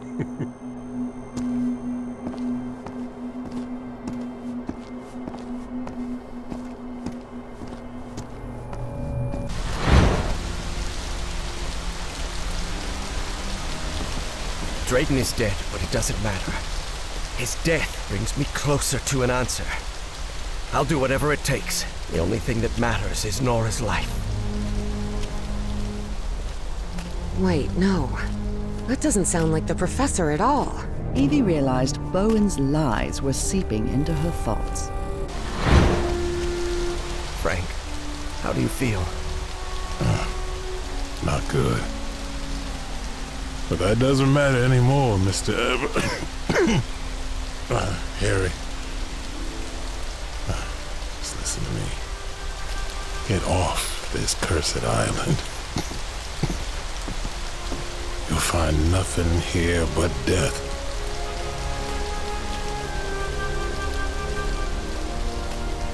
Go back home.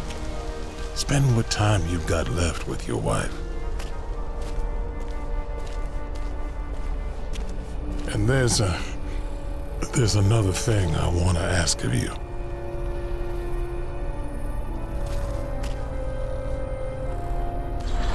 Where am I now?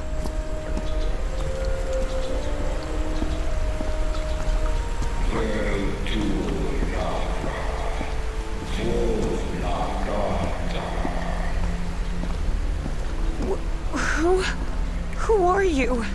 Salve Cornafun Nakotas. The great engineer?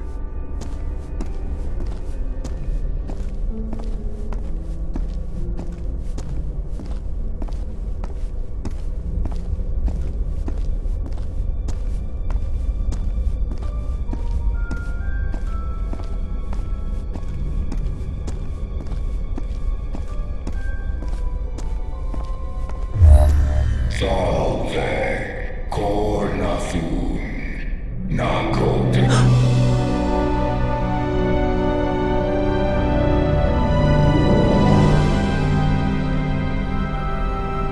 Incredible. Did you hear that? We were right. We finally found the coordinates. At last, we know where Nakotas lies. Thanks for your cooperation, Miss Drayton. About an hour after Evangeline had her otherworldly vision, Finally, I'm inside. Harry snuck into the same building where she was being kept captive. He had been there many years ago. Miss Drayton? Are you there? What on earth? Harry had always suspected that the starry wisdom was something far more sinister than a simple astronomical society. And as soon as he stepped into their inner sanctum, his worst fears were confirmed.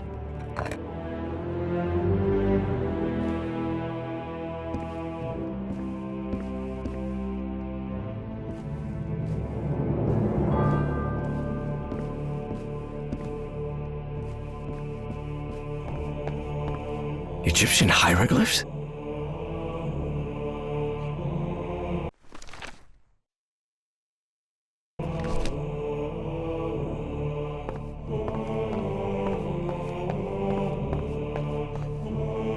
This elevator doesn't seem to have a call button. I don't know what to do with it.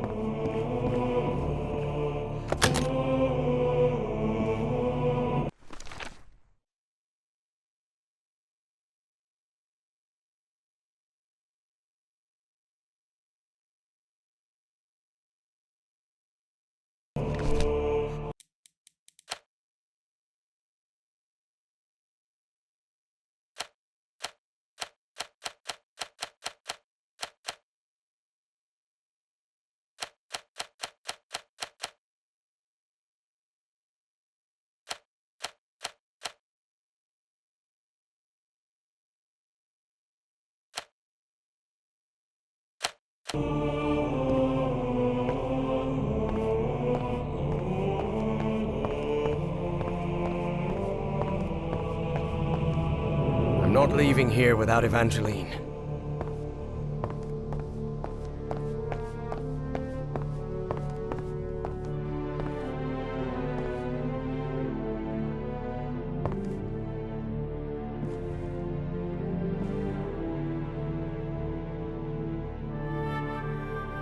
Anubis, Egyptian god of the underworld.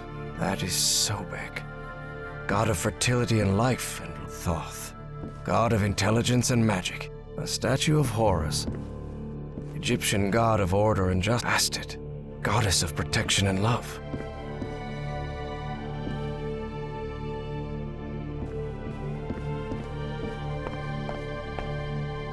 Egyptian hieroglyphs?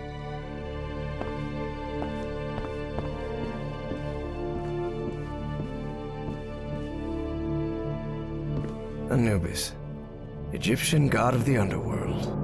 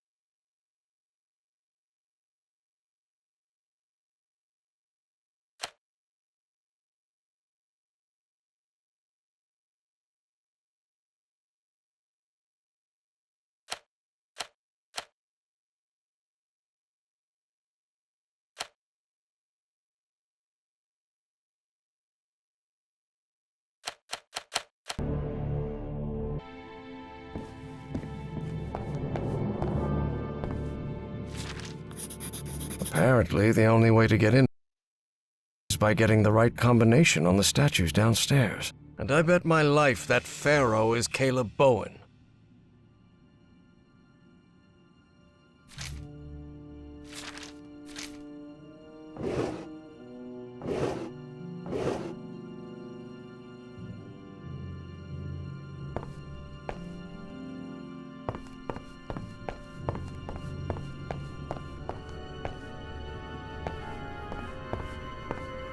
Only those who have been enlightened know the divine geometry of the tetrahedron.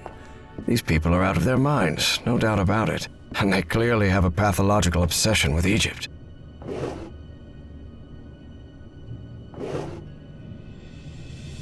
I believe my psychiatrist...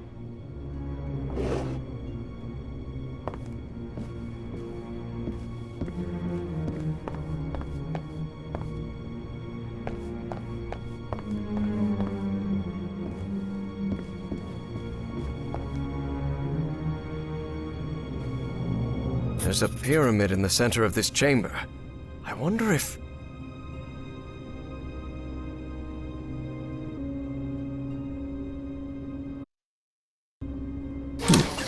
Certain sections of this pyramid seem to move. For a moment, Harry wondered whether it was a good idea to mess with the mechanism, but he quickly dismissed the thought.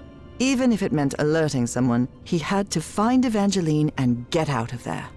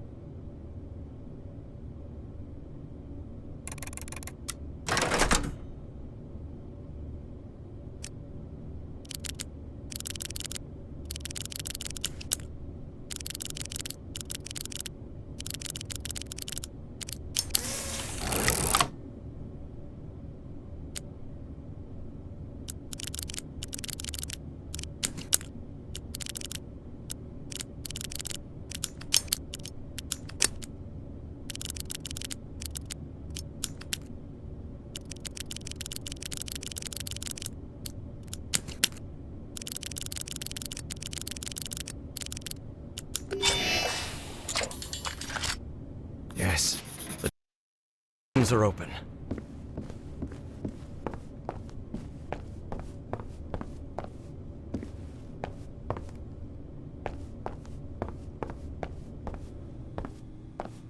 This looks like an astronomer's office. So these freaks have masks, code names, and hieroglyphs assigned to each of them.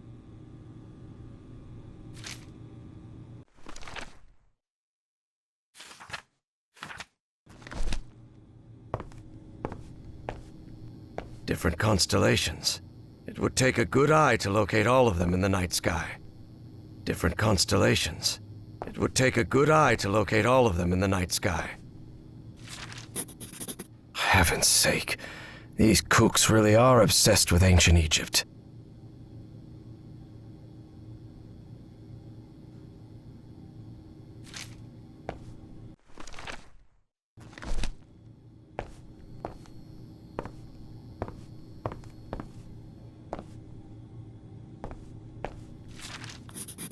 This book seems to recount traditions of ancient Egypt.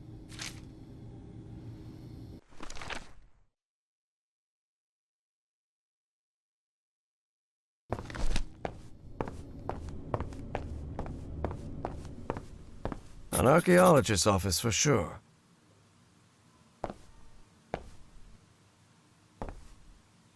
This must be the group's official photographer. This must be the group's official photographer.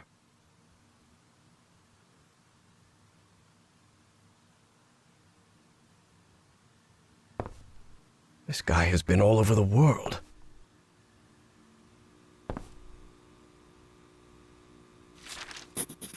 The letter laid bare the bad blood between some of the cult members. Something pretty common when power-hungry fanatics are involved.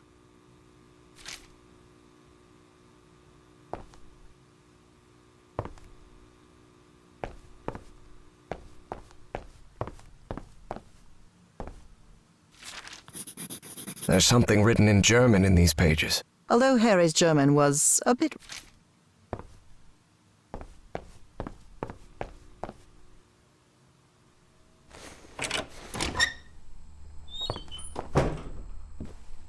A bin full of discarded prints.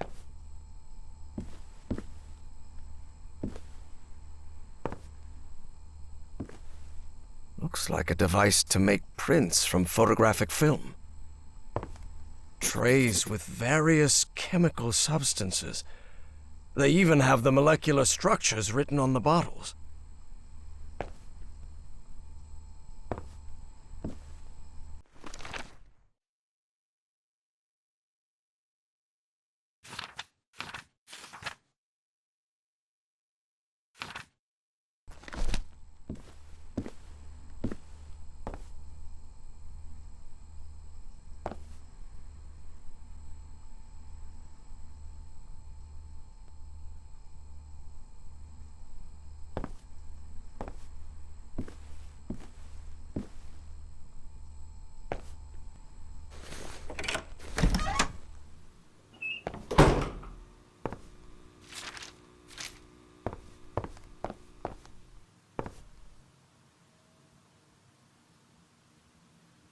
This must be the group's official photographer.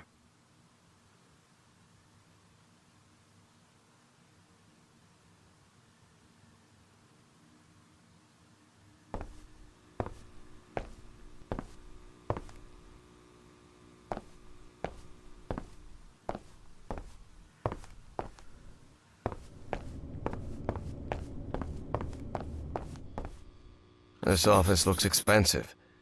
Must belong to some sort of dilettante. What nonsense are they talking about now?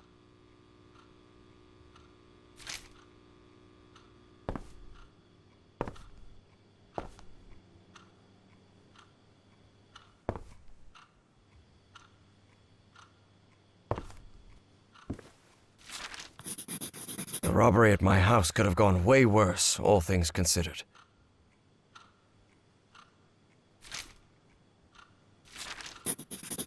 You have to be some kind of narcissist to snap a pic of your... October 29th.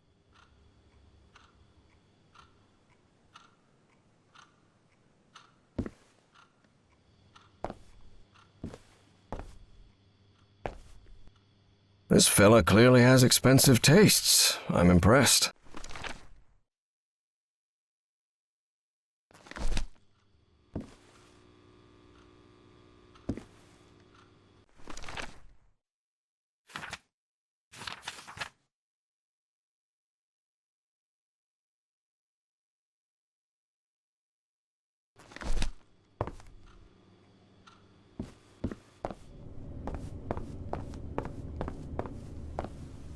Just an office.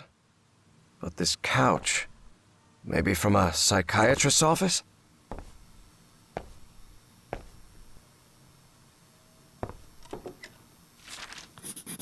$19.55.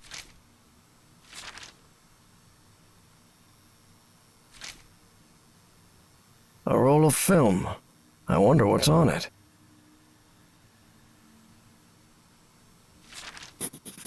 Drat. This is my prescription. Throat.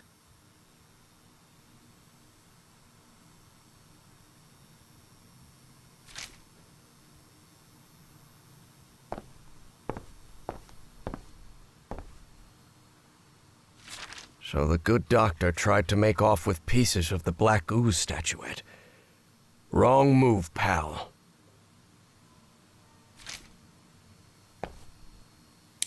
Pharaoh already announced the ritual positions. I'll have to be next to Orion. This metronome still makes my skin crawl.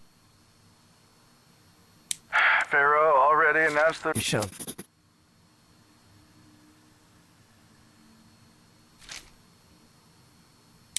Pharaoh already announced the ritual positions.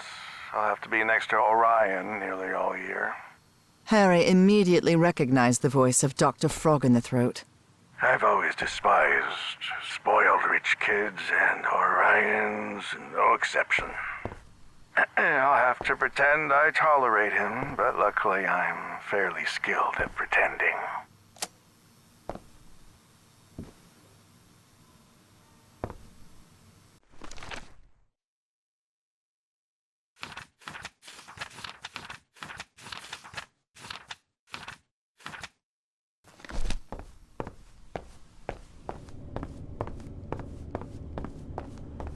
This looks like a biologist's office.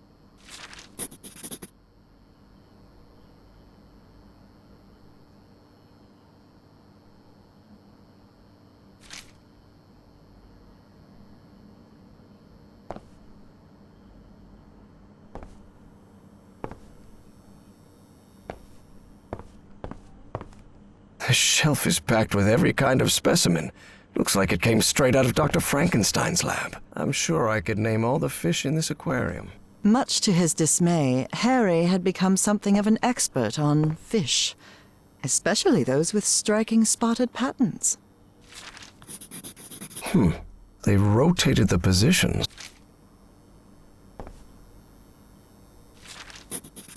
Looks like even kooky cultists have a love life. Who would have thought?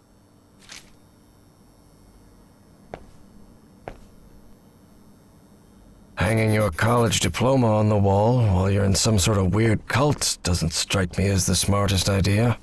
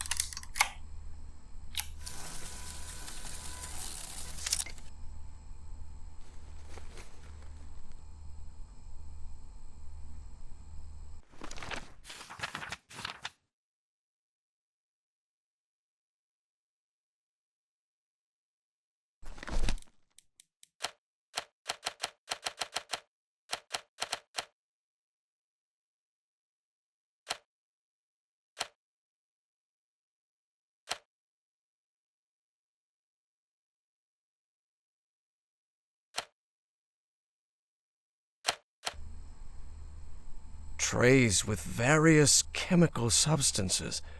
Trays with various chemical substances.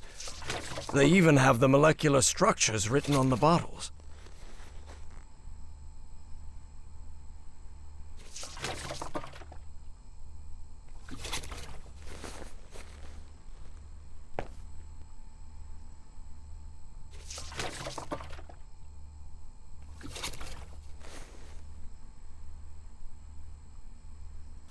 Good. I've developed the photo. Good.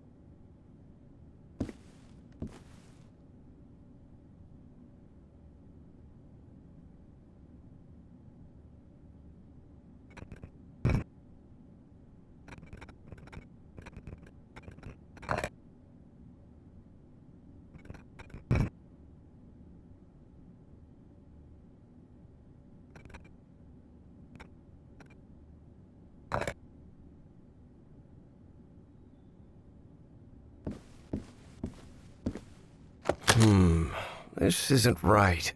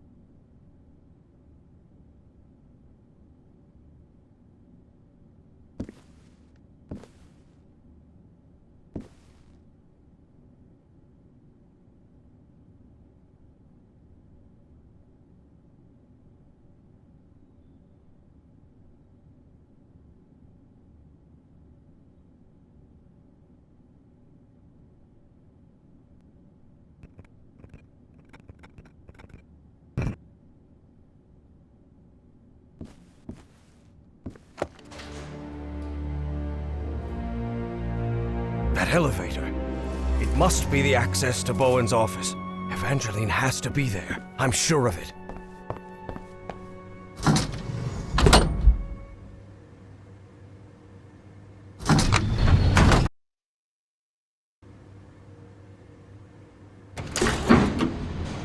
As he rode the elevator up, Harry regretted not bringing a weapon. What if Bowen was still up there?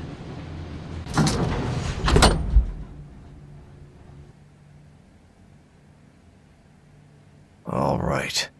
Let's see what you're hiding here, you scoundrel. Well, looks like they give this medal to just about anyone.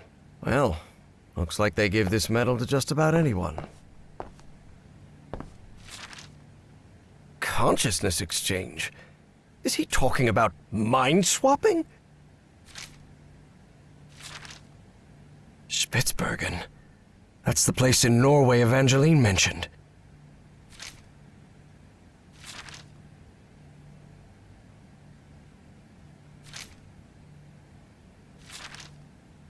Apparently, that John Teague was Fornax, another cult member.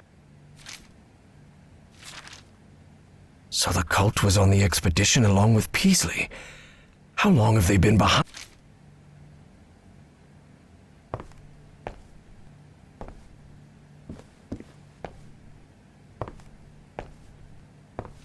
That doesn't sound good at all. And what's this? Say, isn't that Senator McCarthy?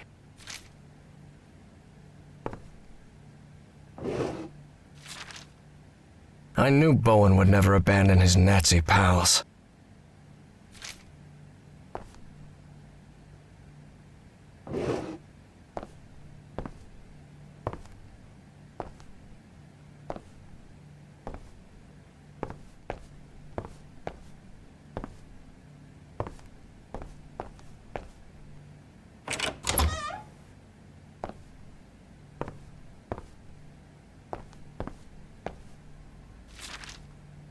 Dr. West?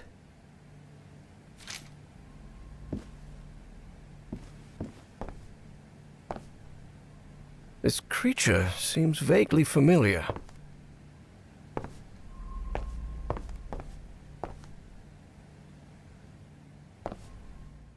Evangeline had to be on the other side of that door, no doubt about it.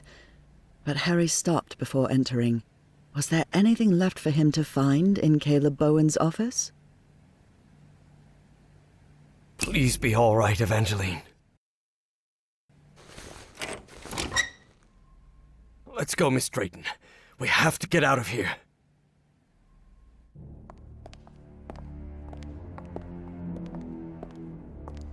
Look, it's the engineer.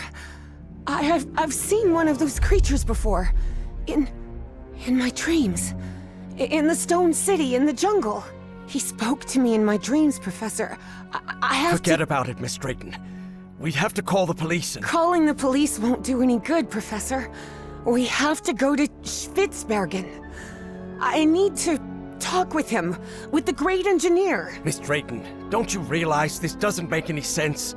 We can't chase Bowen and his... No, you don't understand. Bowen isn't in Spitsbergen. He's on his way to the city, on his way to Nakotis. Harry couldn't believe what he had just heard. Evangeline had mentioned a place he had known in dreams, long ago. So long ago, he had nearly forgotten it. I had a strange dream today. I was inside a vast library and gazed at vistas of another world. All these questions came crashing down on Harry. And suddenly, he wasn't so convinced anymore. Before boarding the plane to Norway, Evie and Harry talked about the trip. About where they'd be stopping over. About what they'd do once they got to Spitsbergen. They talked about bringing plenty of warm clothing and gear and supplies to make it through. They talked about getting their documents and passports in order. They even talked about the strange city they had both dreamt of. But Evie knew there was something they hadn't talked about. A question she didn't know how to ask the professor, because every time she'd tried, the right words never came out. But a long flight leaves plenty of time to think. Professor? Yes? When I was being held by that man, Bowen, he showed me a picture of you. A picture of you and my father in the Pacific. Did you know my father, Professor? And then, it was Harry who didn't know how to find the right words. Because even though he'd been waiting years for that question, he still didn't know how to answer it. Evie took Harry's silence as a yes. Don't you think you at least owe me an explanation for all of this? Yes. Yes. Of course, but... Look, I wanted to. You wanted what? Just talk, for God's sake. All right. I'll explain everything. Good. We've got plenty of time to spare before we land.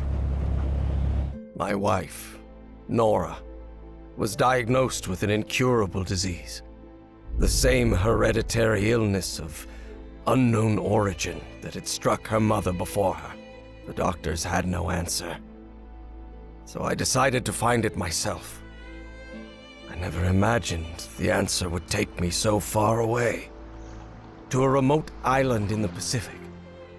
Back then, I didn't have the financial independence I have now. So I had to raise money and put a team together. Do you remember the night before your father left for work in San Francisco? You were probably 5 or 6 years old. Oh, God. Yes, I remember. I remember a beautiful, dark-haired woman, a nervous, scrawny guy, and a man who seemed really happy about something.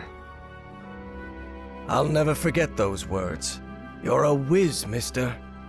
Would you be interested, by any chance, in an exciting job opportunity in the Pacific? That's right. Frank agreed to come with us to the island. It pained him to leave you and your mother back in Mississippi, but he needed the money and I was paying very well. But that island wasn't what we expected. There was something there that...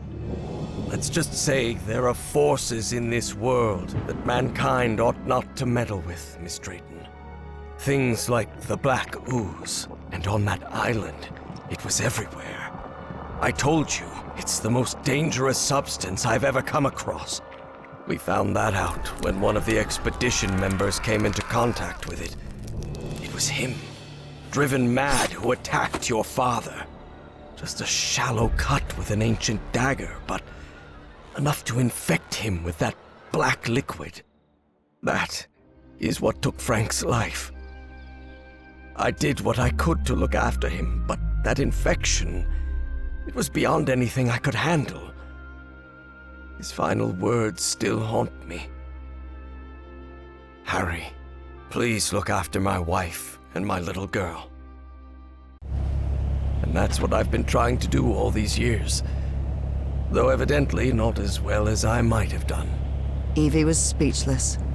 She could not believe it. Take care of me? What are you talking about? I just met you a week ago. I've never had anyone except my mother. And the only help we ever got was from the insurance checks. What kind of help are you— There was no insurance, Evangeline. What? Harry decided that since he'd started telling the truth, he wouldn't stop halfway. I am the Hydrangea Foundation. Hydrangeas were just Nora's favorite flowers, that's all. And then Evie understood. She understood the strange and painful sacrifice that man had made. I wasn't the one who drove that dagger into your father, but I dragged him to that island and didn't listen when he told me we had to leave. Harry had spent a long time avoiding the truth of what had happened nearly 30 years before, on that island in the Pacific. But for the first time in ages, he was forced to face it. So yes, your father died because of me. I can't tell you how sorry I am. I won't be so foolish as to ask for your forgiveness. I know I have no right to it. I understand how you must feel now. I understand that you hate me.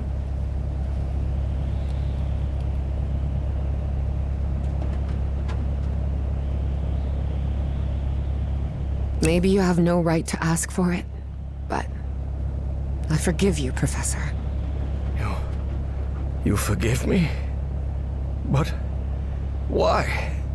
Well, first of all, I'm a Christian, so I believe in forgiveness and everything that comes with it. And second, because we all make mistakes, Professor. You've made plenty of them.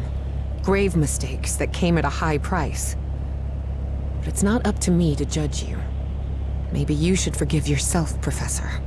You've been torturing yourself for 23 years. Isn't that enough self-punishment? Harry was puzzled. He hadn't expected this.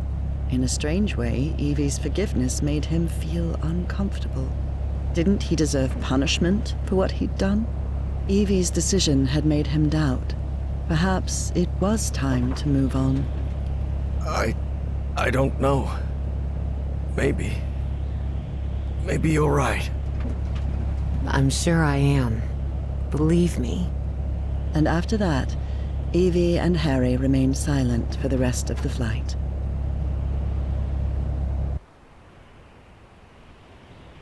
Despite having talked about it, Evangeline and Harry were not prepared for the freezing cold they would face on that remote Norwegian island.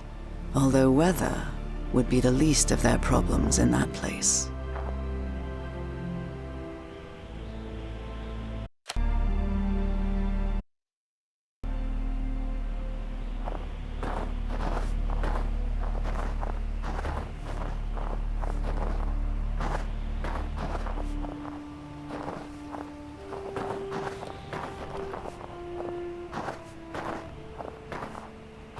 God, this is unbearable.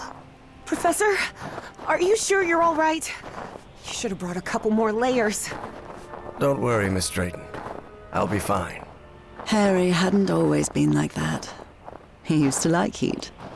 But 3 months stranded on a Pacific island had changed his preferences. What we saw in Bowen's office? The Black Pharaoh, Azathoth, and all that? What do you think it means? Just the ramblings of a madman, I'm sure of it. I'm actually more worried about the other things. Spitsbergen, the statue, your memory loss, and your dreams about that creature. Too much of a coincidence. This sign. It's written in Norwegian. I guess we're close. Do you really believe it's possible to switch minds? Honestly, Miss Drayton, I have no clue what we're dealing with. But whatever it is, we better stop Bowen as soon as possible.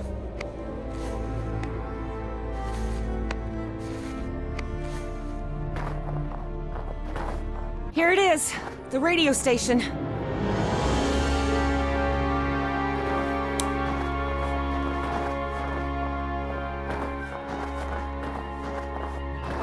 The storm is getting stronger. We'd better stay close to each other, Professor.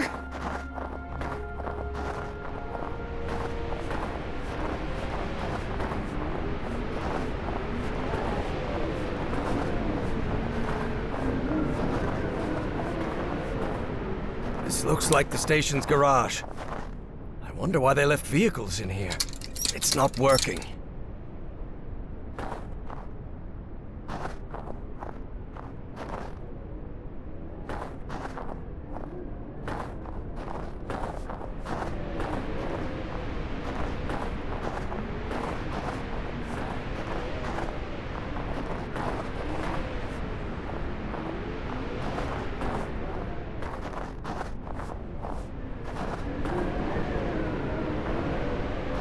The entry post is completely wrecked.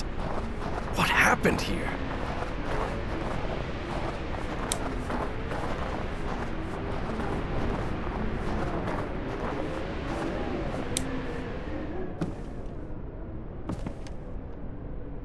The mess hall, or what's left of it.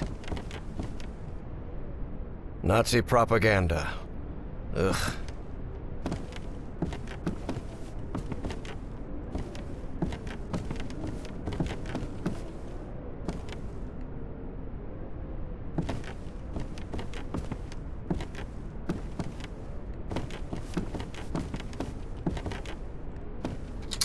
It's not working.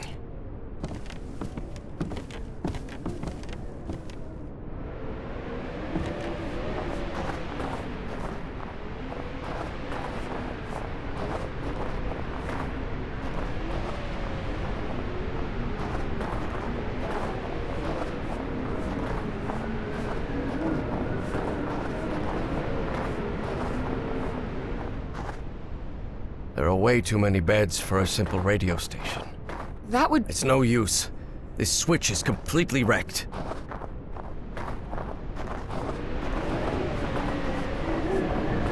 I can see some banners on the building. They look like... Oh. Nazis. I hate these guys.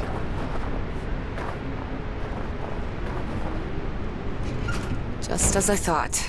No power in here. Is there anything we can do without power? I doubt it. All of these rusty gadgets are useless.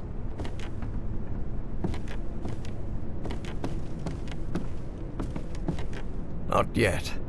I've got to get the generator running before I can get any... I'll have to take a look at it later. Right now, I need to get the power... This might come in handy, but not right now. I need to get the power on in here first. No, the door won't budge.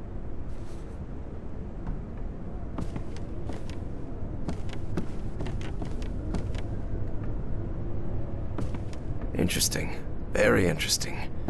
But it won't help me bring the power back on. If there's a key, there must be a generator here somewhere.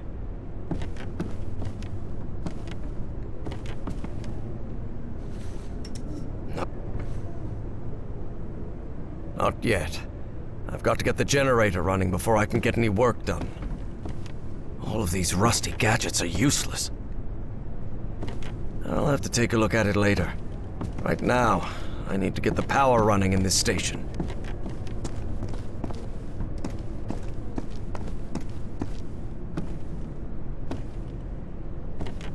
This might come in handy, but not right now. I need to get the power on in here first. I'll have to take a look at it later. Right now, I need to get the power running in this station.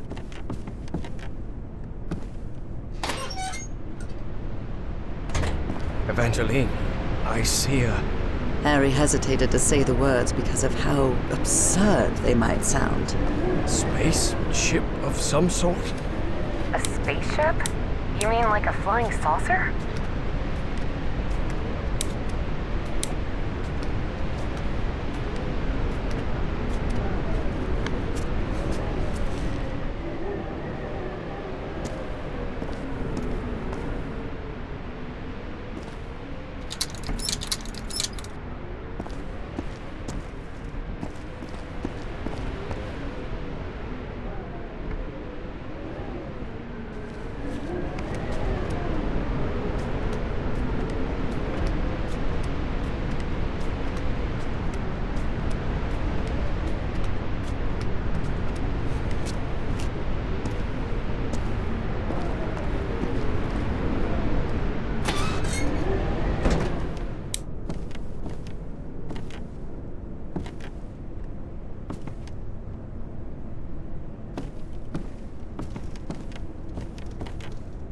Not yet.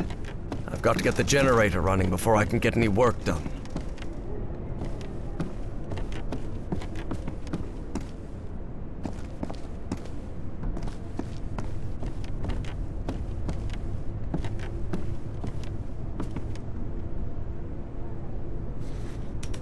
No, the door won't budge. All of these rusty gadgets are useless. Interesting. Very interesting. But it won't help me. This machinery hasn't been used for years. It's junk.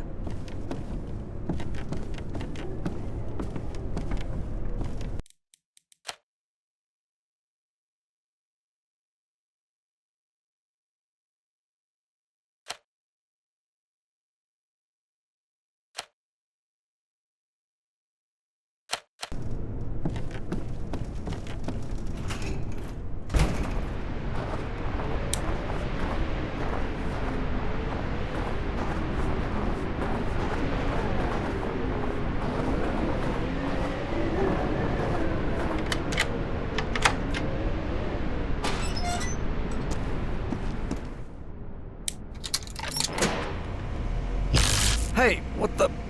The current must have caused a power surge in that distribution panel up there. Let me take a look. Maybe I can fix it. Okay.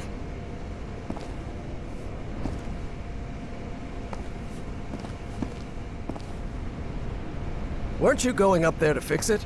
Oh, yes. You're right.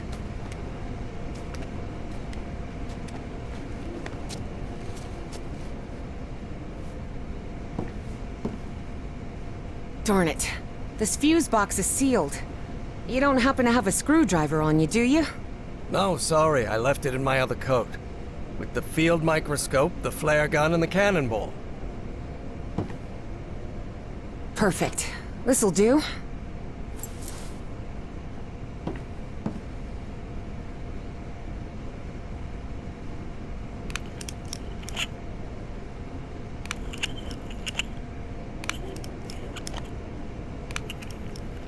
An old fuse box.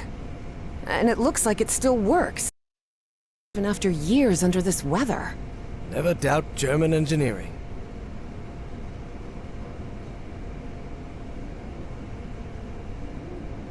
What's the problem? Well, the whole base runs on an interlock circuit. What does that mean? I know nothing of technical stuff and you know it. It means that for the power to reach the antenna, you'll have to manually turn on each switch in order. You mean I have to look for switches all over the base? That's right. I'll route the power from this fuse box, and then you turn it on. Fine. Stay put. I'll get back to you.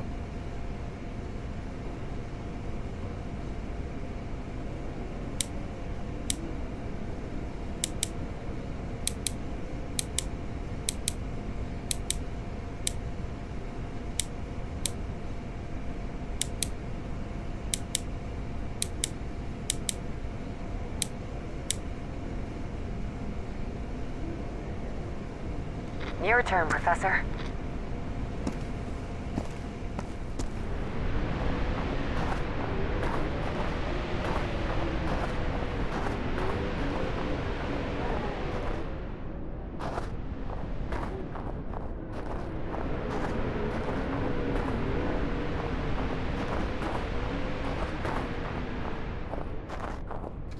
Good.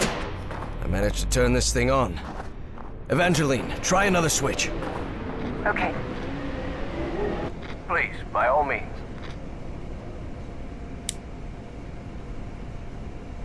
Up to you now, Professor.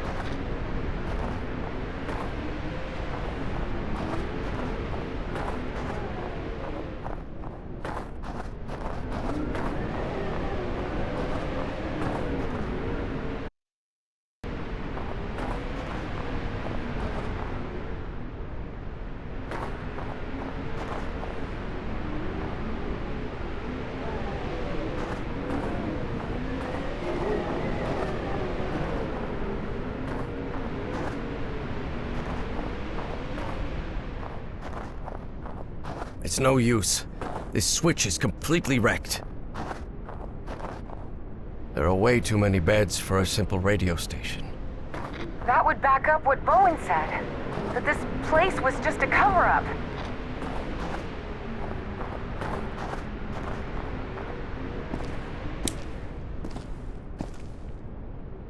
This storage room's a complete mess. Like everything else in the station, it seems. It's not working. Your turn, Evangeline. You're in charge now.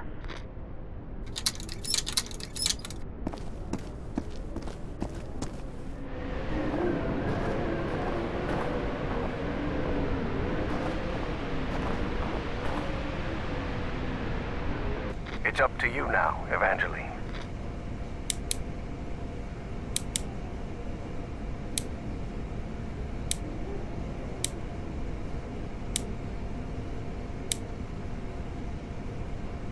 Your turn, Professor.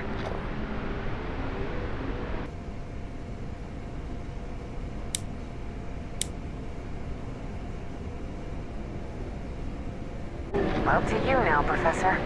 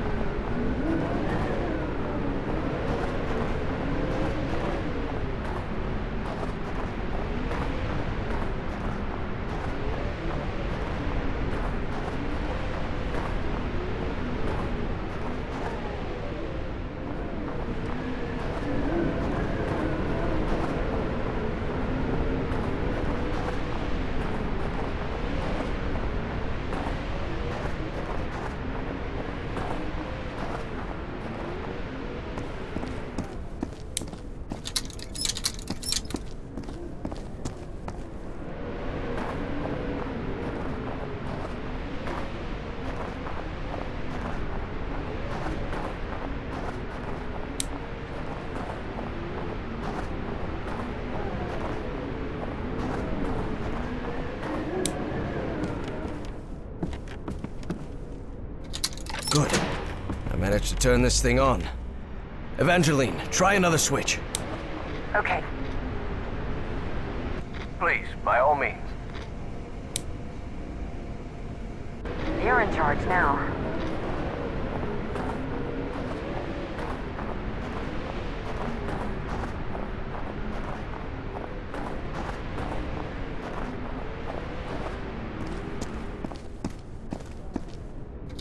Good. I managed to turn this thing on. Evangeline, try another switch. Okay. It's up to you now, Evangeline. Your turn, Professor.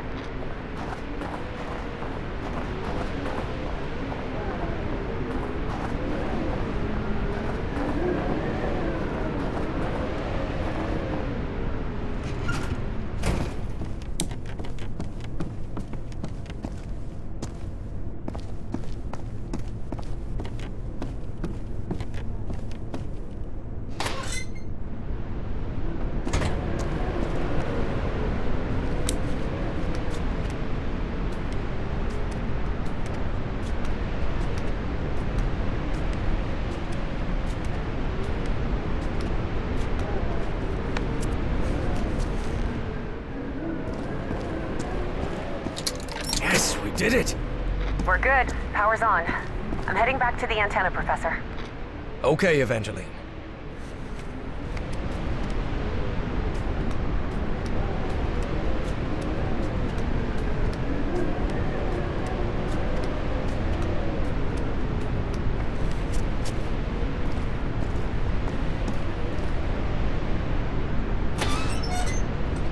Huh. Wasn't expecting to see one of these here. What are you talking about? It's an Enigma machine. A message encryption device the Nazis used to encode top-secret messages. But how could you possibly know that? I worked in intelligence during World War II. Obviously, I was too old to be sent to the front lines. And I can't see a thing without my glasses. But the OSS thought someone like me could be useful cracking codes. So they sent me to Fort Meade, Maryland, to the Signal Security Agency building.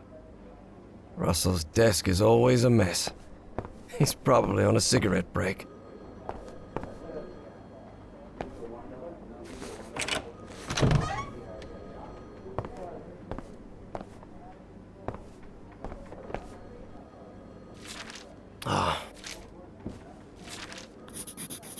The set of components that makes Enigma's encryption possible.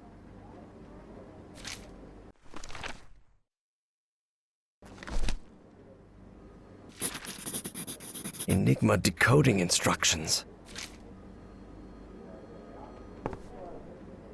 We worked hand in hand with the Brits.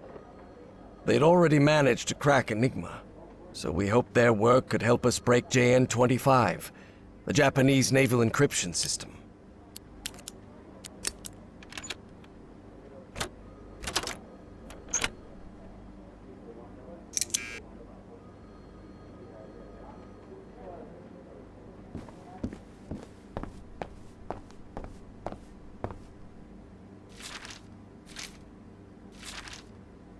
I don't rightly know what we'd have done with...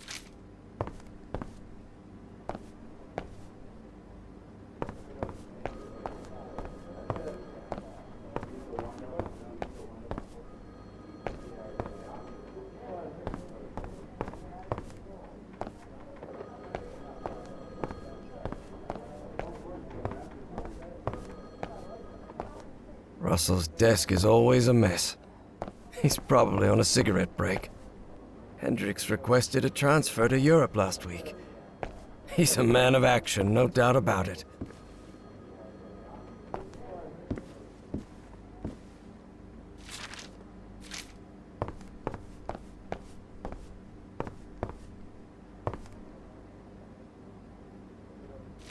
This is the message that needs to be deciphered.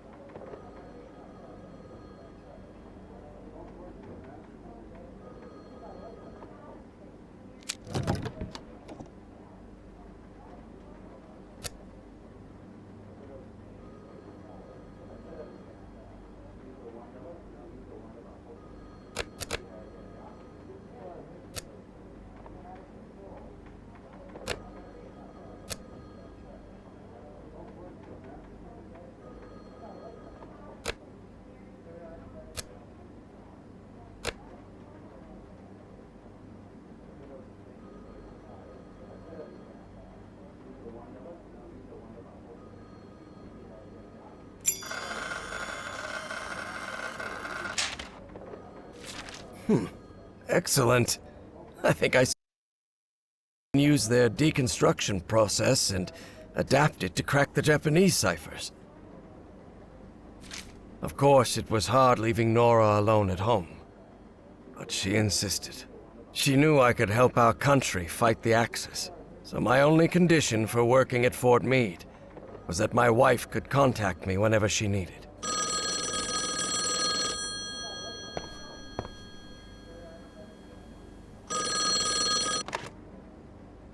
Yes? Hello, my dear old pal. Nora, it's so good to hear your voice. How are things going over there, my love? Well, you know they won't let me tell you anything about what I do here, but we're making progress. Mostly thanks to the British. Blimey, who'd have thought the bloomin' Brits saving our hides? Yes, they are, Nora.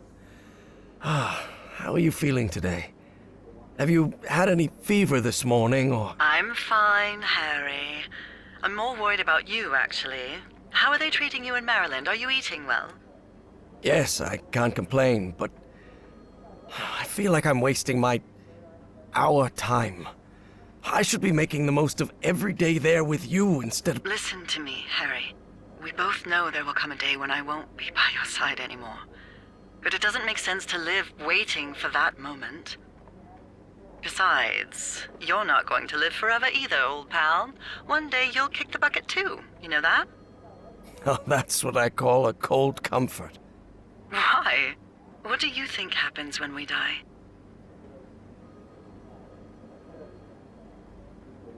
I wish I could be certain that I'll see you again someday. That we'll live forever in, I don't know, our house in Englewood? An eternal life without a trace of your illness? But I'm not certain, unfortunately. Well, there's always hope, right?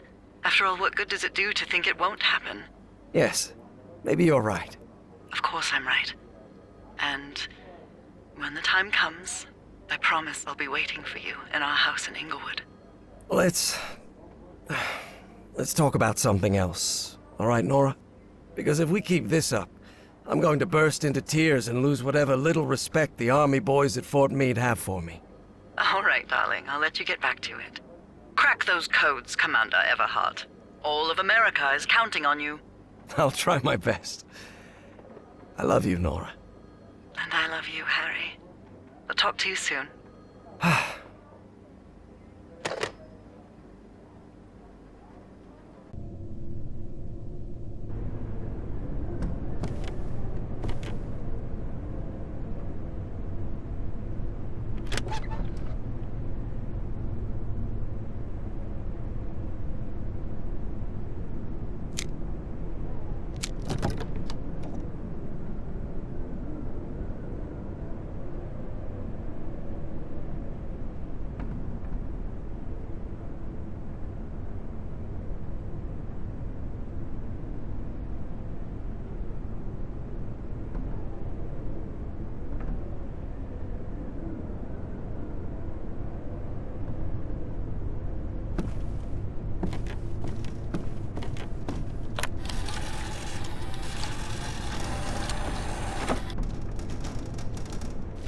This encrypted message is rather short.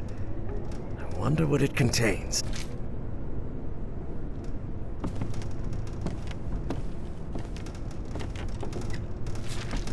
Januar 1943. That means January 1940.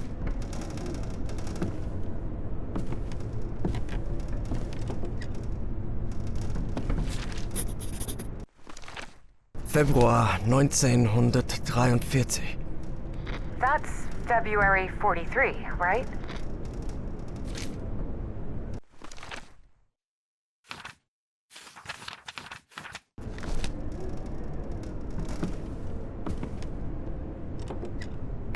There's some sort of...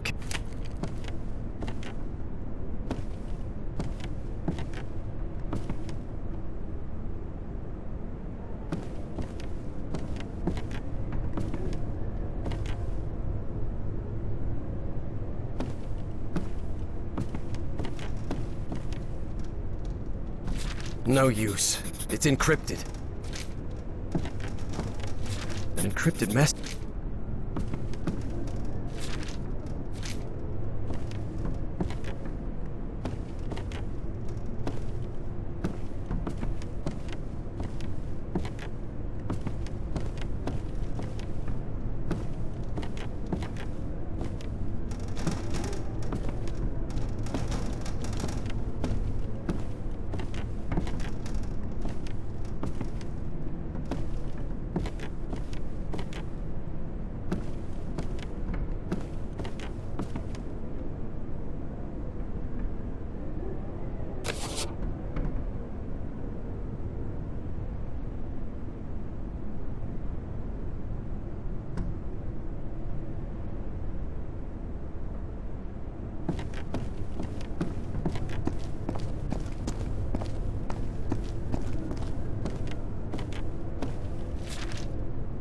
What on earth were they doing in this place?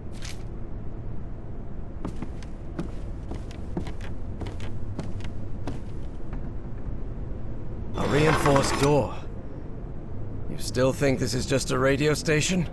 Alright, I've got to admit, this is weird as hell.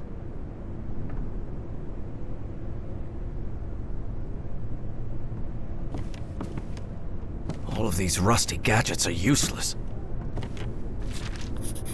ZNP-C. Sounds like a secret Nazi.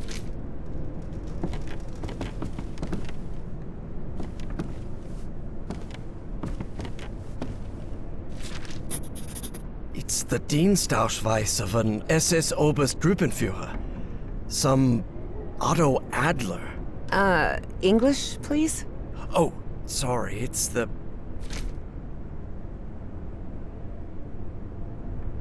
This guy looks like a bureaucrat. What a creepy-looking face. That guy with the white hair must be the senior one. This Voight fella doesn't sound too happy. So...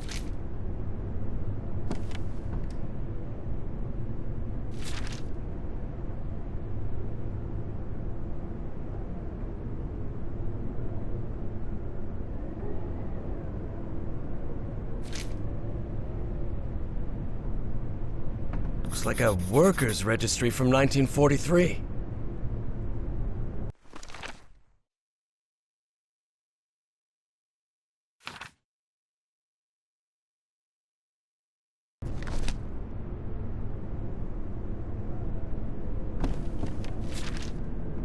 Operation Weserübung.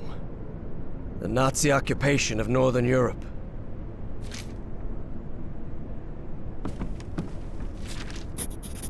Boy, this radio station gets creepier every minute. Yes, I can feel...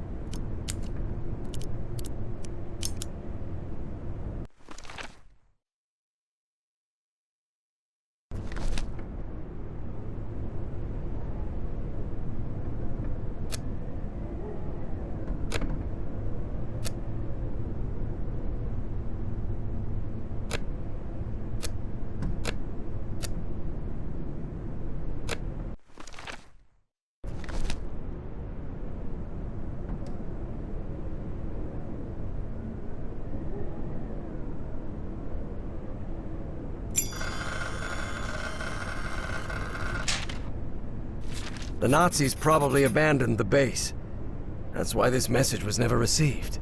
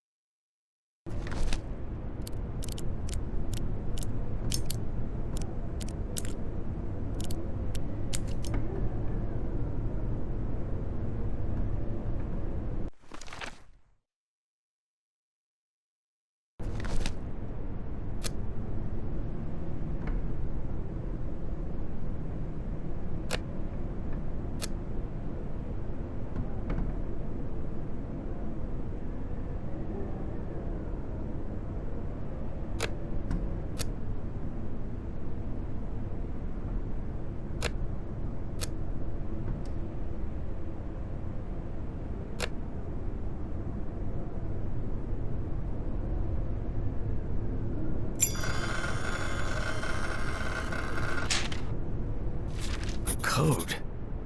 I wonder. Could that be the code to access the reinforced door, Professor?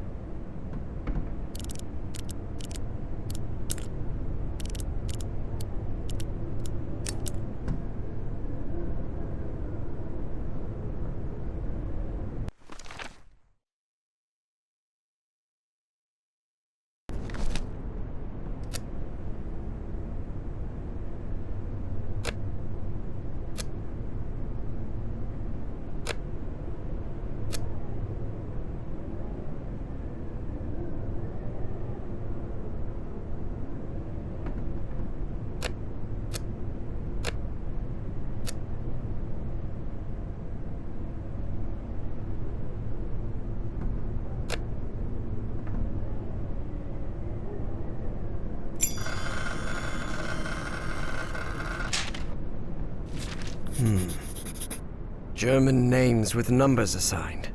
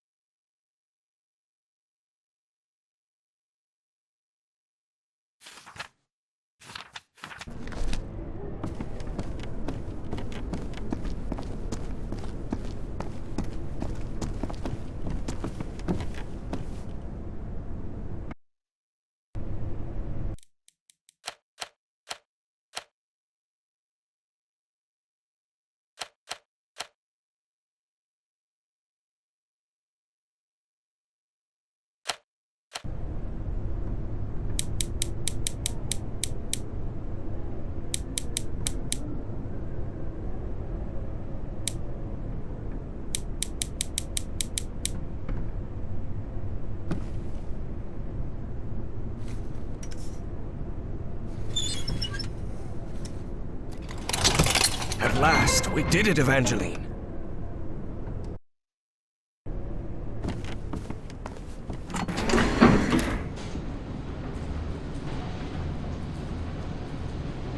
So the station was just a cover-up. But I wonder what for.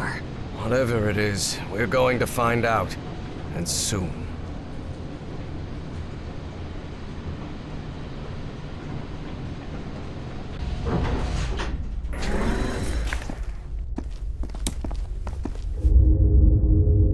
Harry tried to keep his composure when he saw the oily shadow. He didn't want to alarm Evie.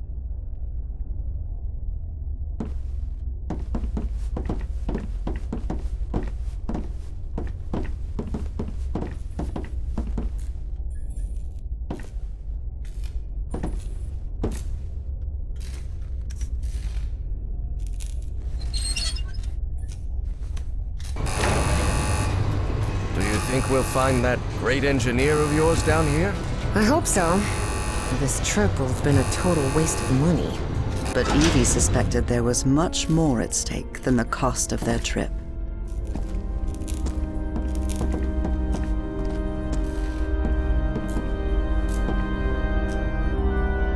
Look at those barricades!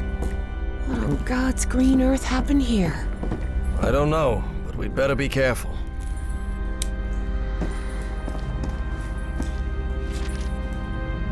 Liquid that reacts to sound, like in the Rappahannock River caves.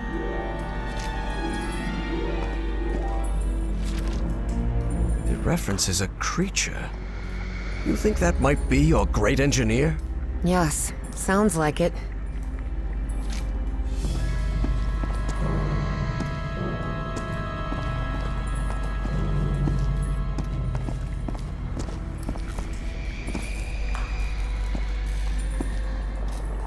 Harry held his breath.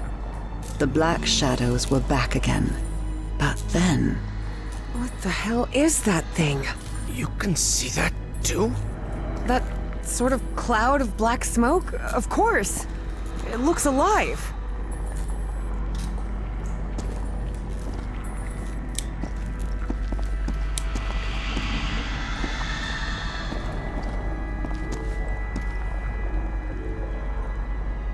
Offices, control room, Chronos lab. That must be it. We have to go through to the other side. But how will we open these doors? Well, it seems there's no other choice. Which I'll of us... go this time, and I'm not going to allow any argument about it. Because despite how I look, I'm not 80 yet, Harry thought to himself. Do you want to go down then? Go ahead. Lower me down. All right. Be very careful down there, Professor.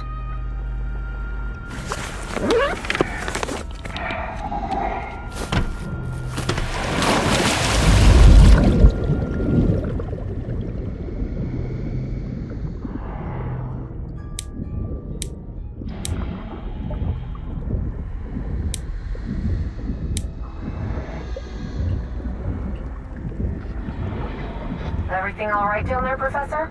So far, so good. Oh, it's very dark in here. And I think I know why this place is flooded.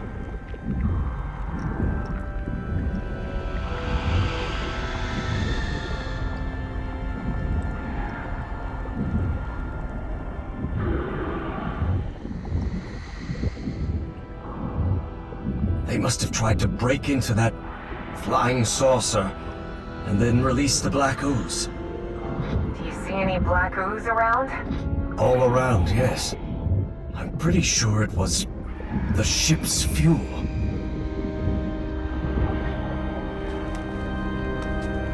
I've still got 10 minutes of air in this suit.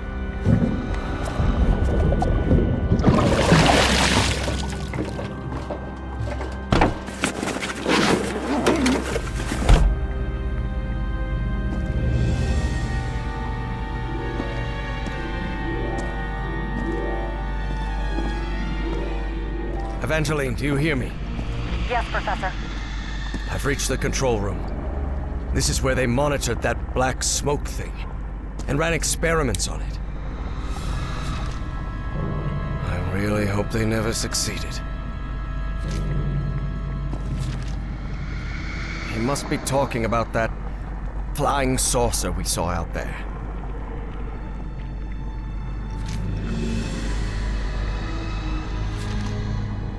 Idiots. Only a fool would conduct experiments with black ooze. Definitely. Looks like the organizational chart for Project Kronos. And that's Felix Stahl. That guy's a member of the Starry Wisdom Society. So that was the reason Bowen had pulled every string to get that man to America. So that thing is not only alive, but it's also aggressive.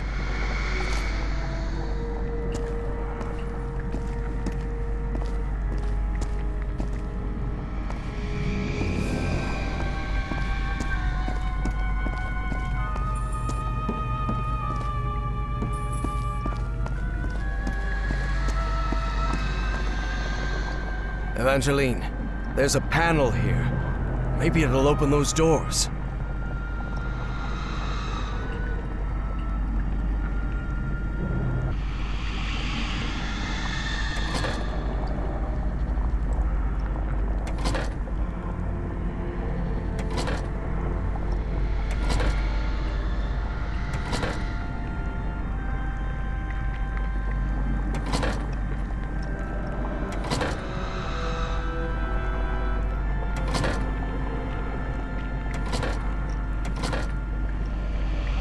Your turn, Evangeline.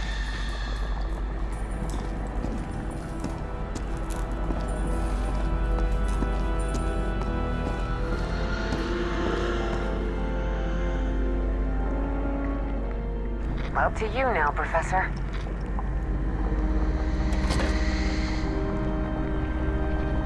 It's up to you now, Evangeline.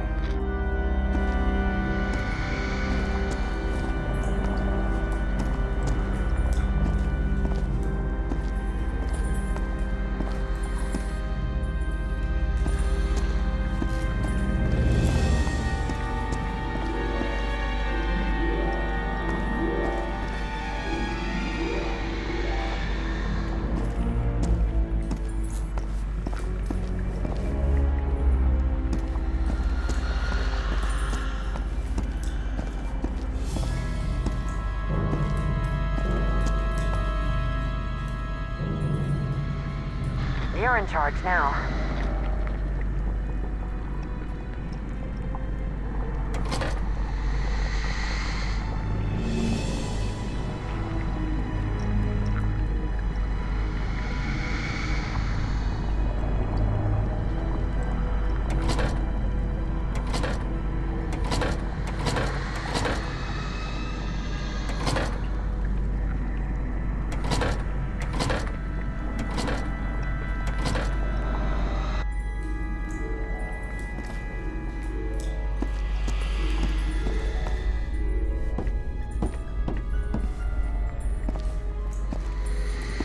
I don't understand German. No use. It's in German. Your turn, Professor.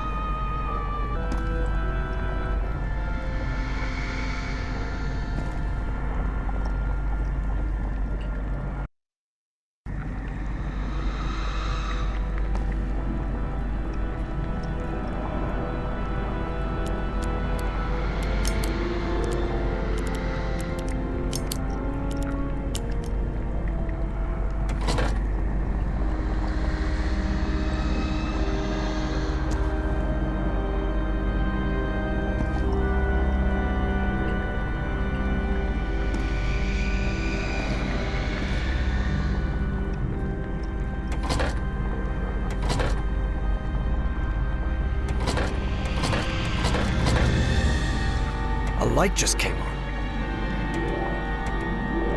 No. Evangeline is on the other side of that door. That black smoke creature could get her. No. Evangeline is on the other side of that door. That black smoke creature could get her.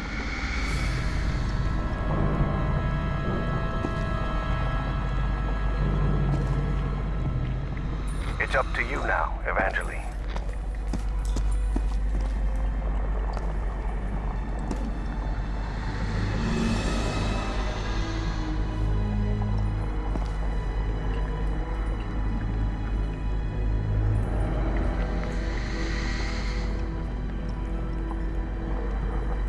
Your turn, Professor.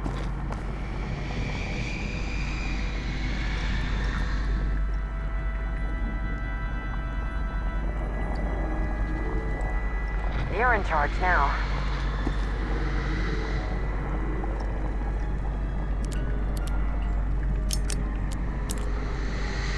All right, that's on. Professor, look. That thing. It's moving into the next chamber. It seems to move like a trapped insect. Your turn, Evangeline. Your turn, Professor.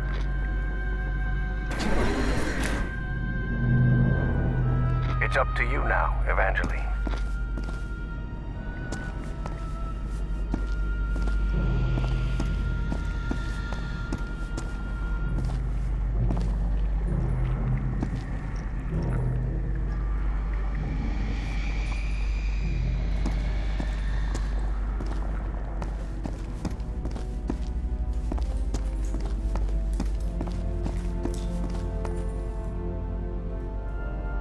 Up to you now, Professor.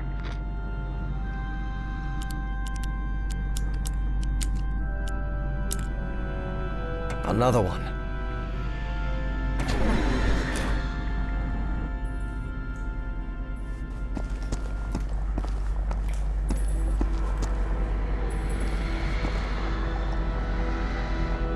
You're in charge now.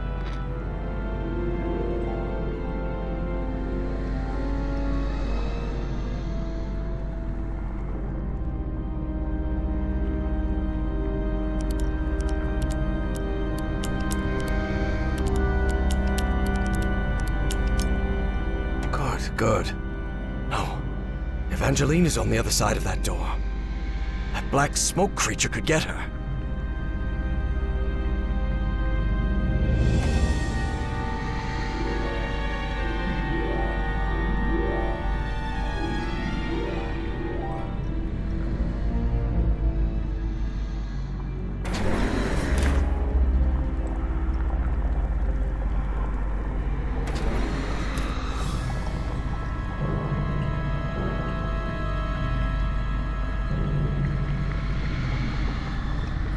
Please, by all means. Your turn, Professor.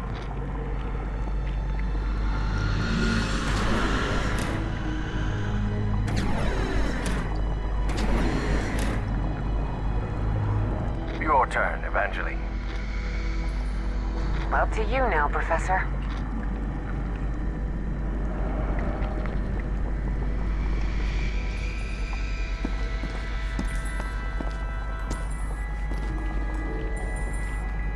You're in charge now.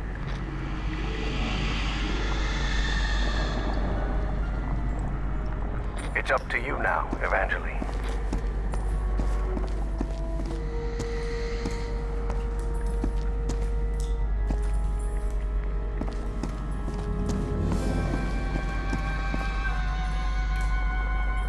Up to you now, Professor.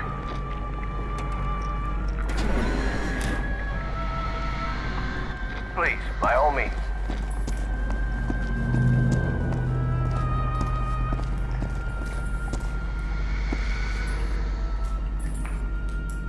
Your turn, Professor.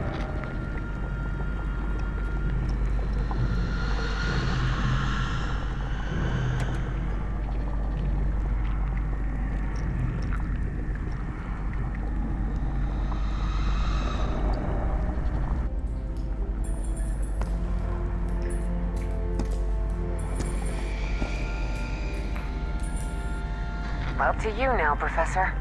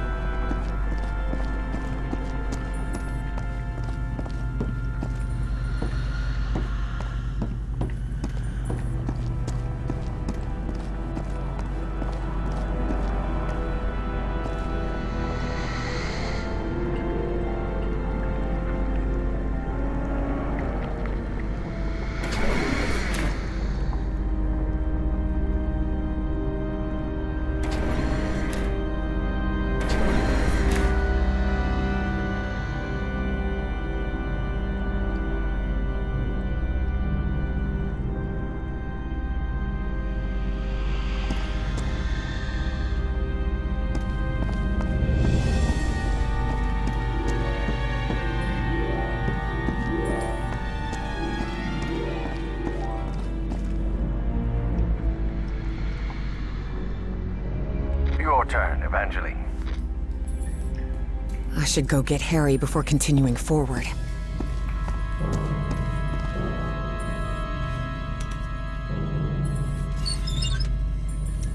I opened this door for you, Professor. You can leave the control panel. I think we're safe.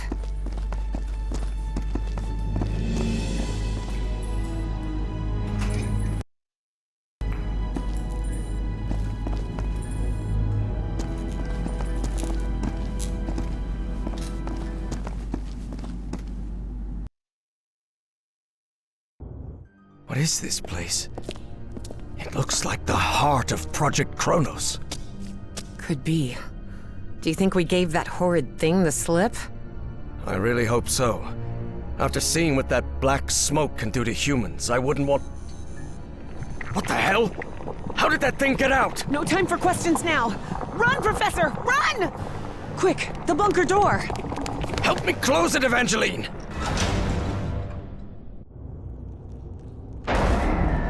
Damn it! That was close. Guys, I hope this chamber is shut tight. If not, we better find another exit. Otherwise, we're trapped in here.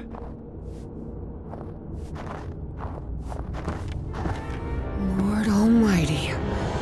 Evie recognized the gigantic creature at once. It was the same one she had seen in her visions. Look at the size of that creature.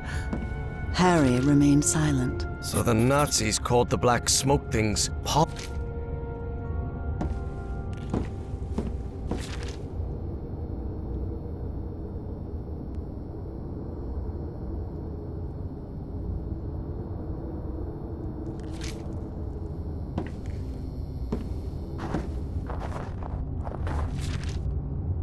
Looks like this message never got sent.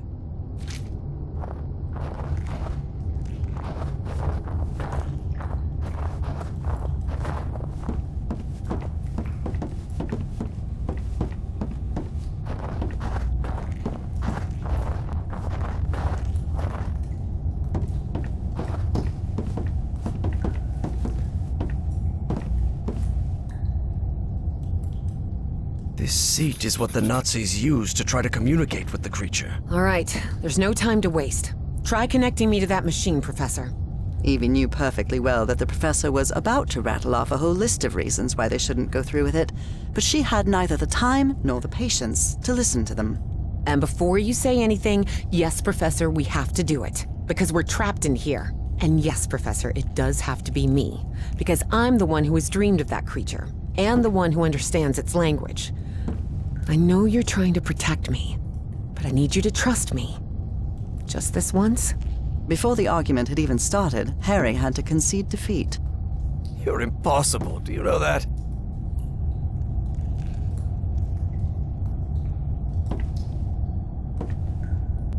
That seems to power the machine connected to the chair. You can sit down, Evangeline.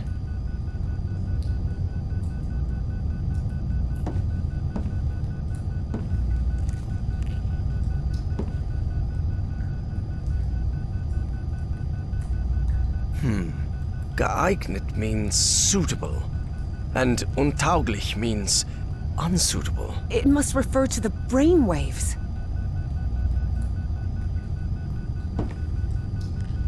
This apparatus identifies matching brainwave patterns between Evangeline and that creature.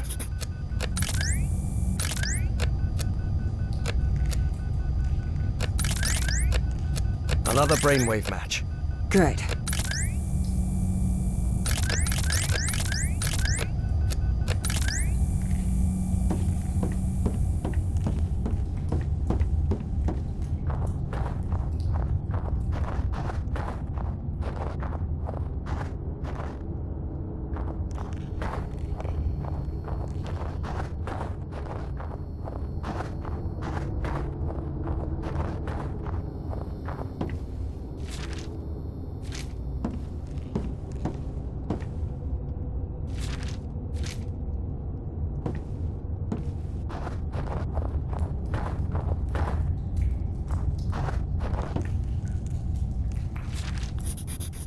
Apparently, the Nazis tried to communicate with that creature.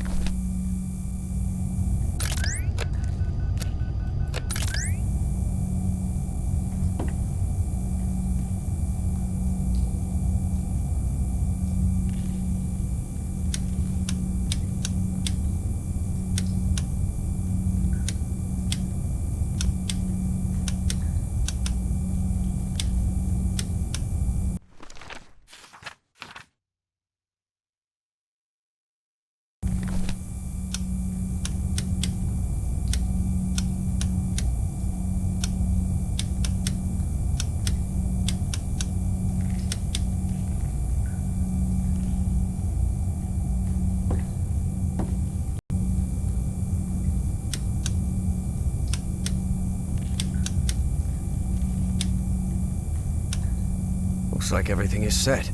So, whenever you're ready. Go ahead.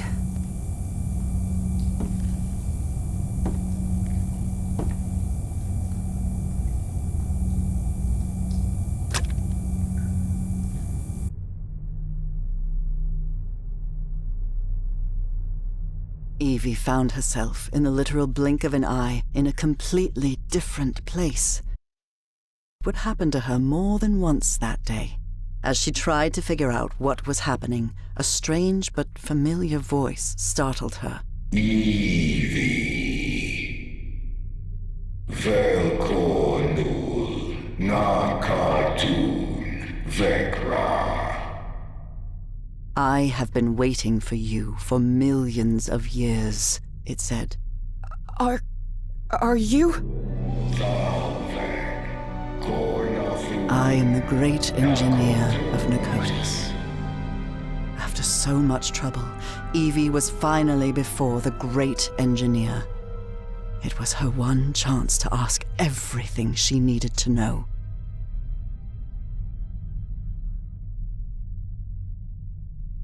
I can understand your language. How is that possible? Your mind in my body. My mind in your body. When did that happen? When you were in Nakotis. The Nakotis of my time. Why me? Why did you choose me? It wasn't me. It was Dr. West who chose you. What? But what am I supposed to do? I'm just... You can close the loop. You must close the loop. I need answers. What do you want from me? What do you want me to do? Everything is set. You must close the loop. Close the loop? What are you talking about? Take my ship. Travel to Nakotis, the Nakotis of your time. Stop, Bowen. My race will be saved. Do you want me to... Is there any way I can set you free? You will do it when you close the loop. Or maybe you did it when you closed the loop. The complex Yithian language made no distinction between verb tenses. Therefore, that sentence could be understood as an instruction given in the past, present, and future alike. But how am I going to do that? Where is the Nakotis of my time? You need to remember its location. Remember. Remember it? How? Vekra Everard. Korveltur. Hearing that, Evie was left speechless. Follow Everhart's instructions. Evie didn't have time to ask another question, because in the blink of an eye, she found herself once again in that stone city from her dreams, millions of years in the past. Except now she knew it wasn't a dream. It was a memory. My hands. Heavens. Look at my hands. Those Yithian appendages could hardly be called hands, but that was how Evie perceived them.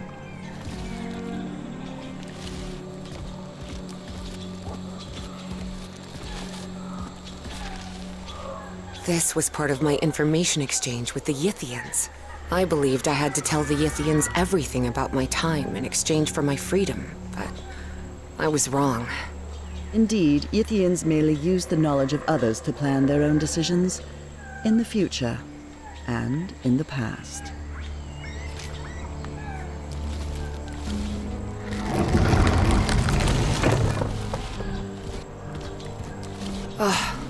I can't believe I couldn't remember this amazing view of the towers of Nakotis.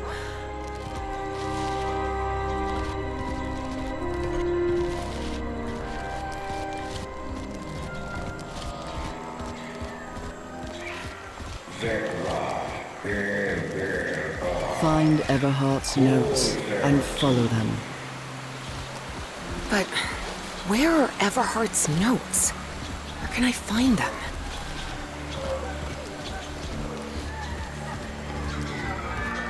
I always thought my dreams didn't take place here on Earth, but now I understand that this is how Earth used to be, millions of years ago. Specifically when the Earth's landmass was fused into one continent, Pangaea. These ceilings sure are high. Evie suddenly remembered the colossal corridors and massive stone slabs of the great library of Nakotis.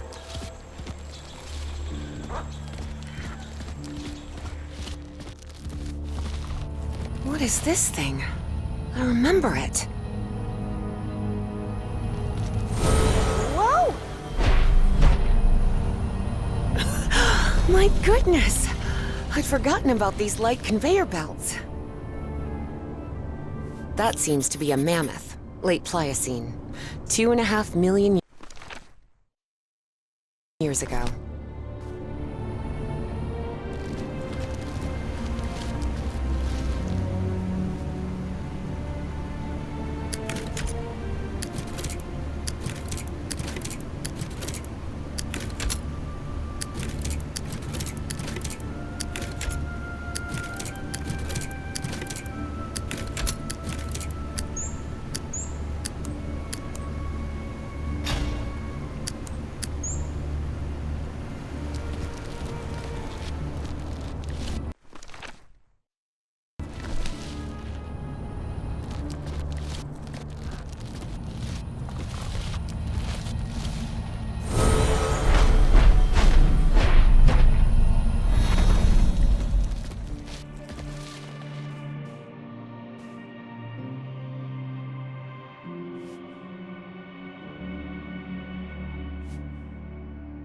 The same constellation I saw in my dreams. It must be important if they built this lookout for it.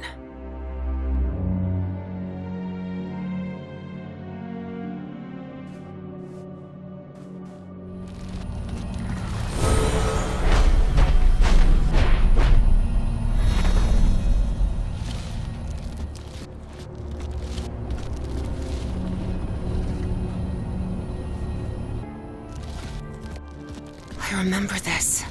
I went to the Great Library every day.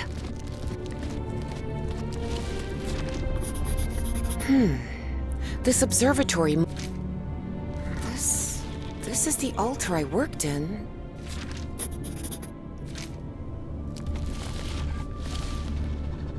This is the ink I used to write.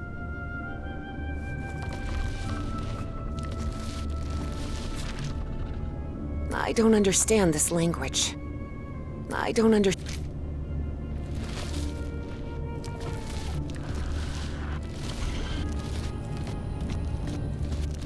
This is the professor's handwriting.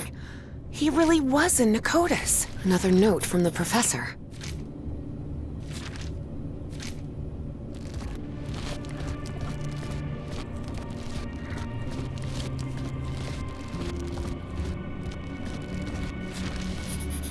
Wow.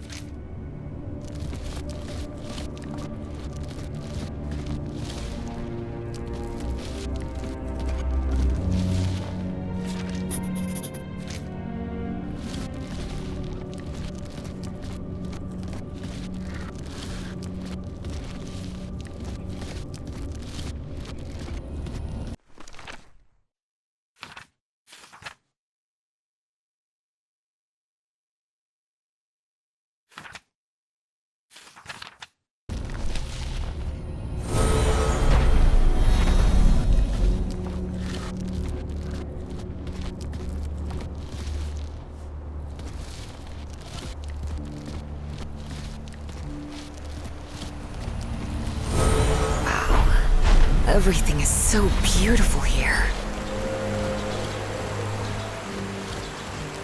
I suppose this mural refers to us, Homo sapiens. We appeared roughly 300,000 years ago, in the Middle Pleistocene.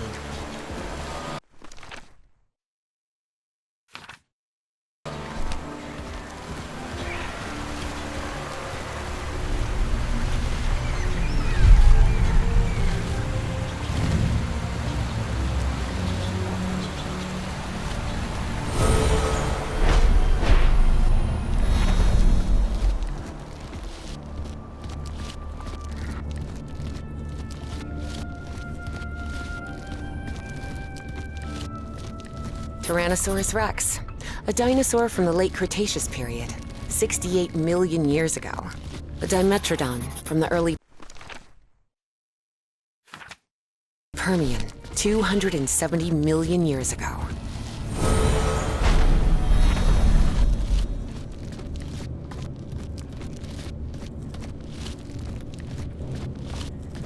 This mural doesn't look like decoration, but I'm not sure what it represents.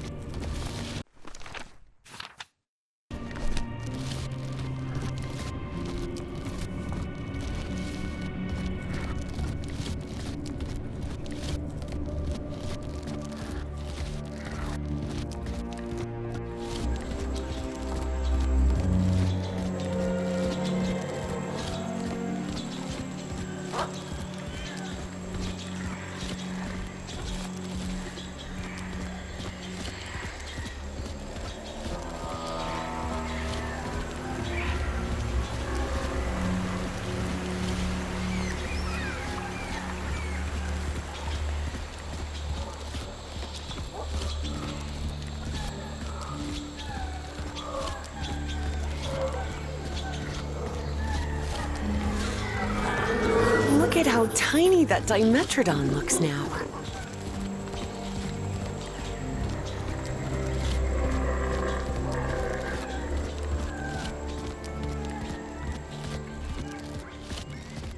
That's an ammonite, cephalopods that lived during the Devonian period.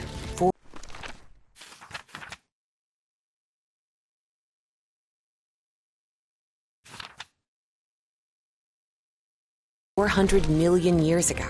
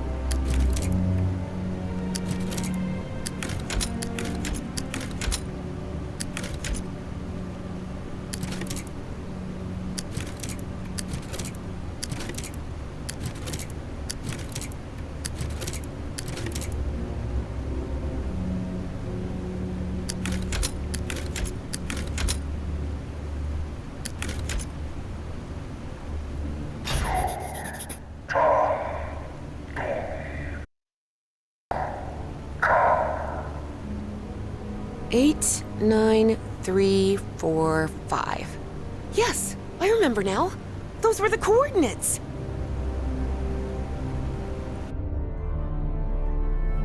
Great engineer, I know where to find the Nakotis of my time, but all I have are Yithian coordinates. And there's no way out of here. There's one of those black smoke polyps on the other side of the chamber door. Take my vessel. What? The vessel? You mean the spaceship? Evie's heart skipped a beat. Piloting a flying saucer was something straight out of a science fiction novel. But the vessel door won't open. How am I supposed to... Your mind is now fully synchronized with the Yithians. Travel to Nakotis. Stop, Bowen. Close the loop. But what about you? I can't just leave you trapped here. It is irrelevant. Close the loop. And with those final words, as Evangeline blinked, she found herself standing before Harry, back inside the Spitzbergen bunker again. Evangeline? Can you hear me? Are you all right? Yes, Professor. I'm here. I'm just a little bit dizzy. Well, did you manage to talk with that thing? What did you find out? We have to use the spaceship to get out of here. What? How? Did that creature give you a crash course in flying saucers or something? No.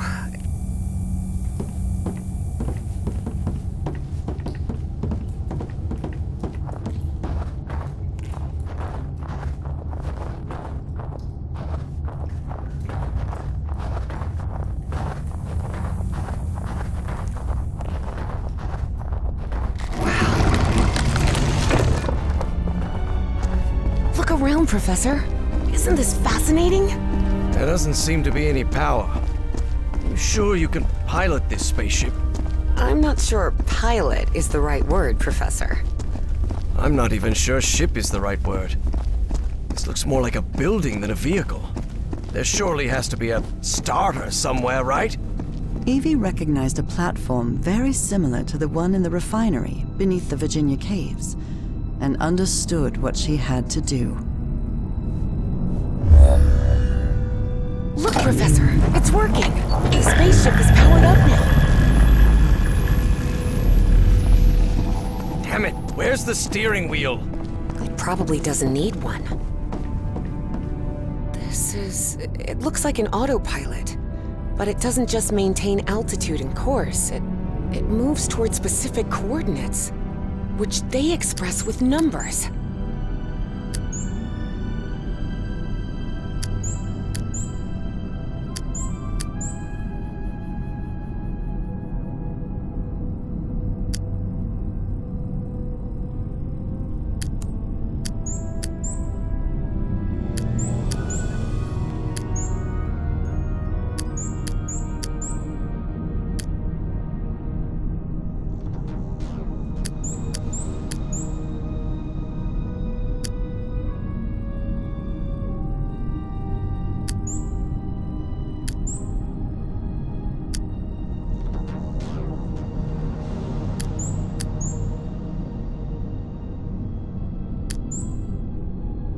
I've got it. I've set the navigation system to the coordinates of Nakotis. There you are, Professor. The steering wheel. Looks like one. Sort of. Can you help me with this, please?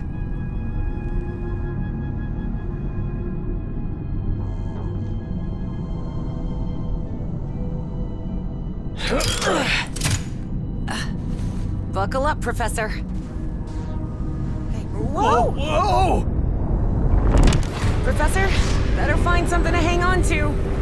Hey, it's moving! Look, it's breaking the ice! So where are we headed? To Nakotis, or what's left of it. Those dreams you had about that place? They weren't dreams. You were there, millions of years ago. Millions of years ago? What are you talking about? The great race of Yith can transfer its mind to the past, present, or future. At some point, they exchanged minds with you. Good heavens.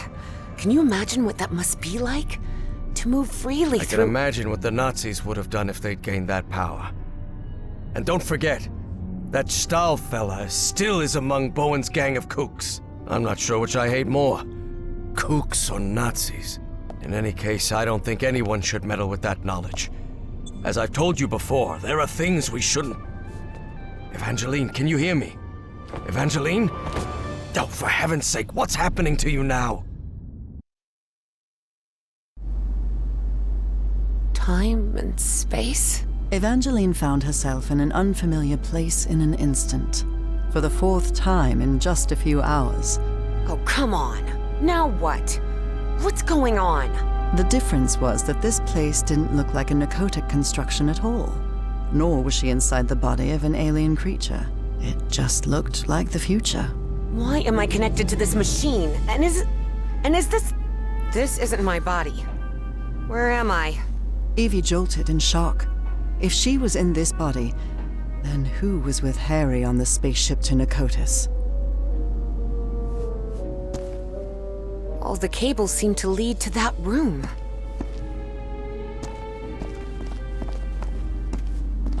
Evie didn't know whether to cry for help or stay silent. But what she saw when she opened the door left no room for doubt.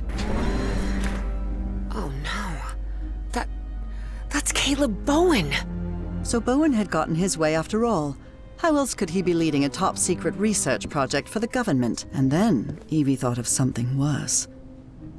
What if Dr. West was none other than Caleb Bowen himself?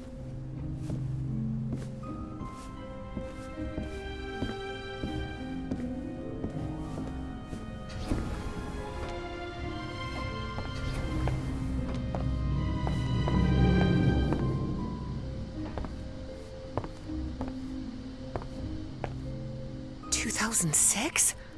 Am I in the future? But how did I get here? Despite her Boy, this is getting complicated. Huh. This... So, I was right.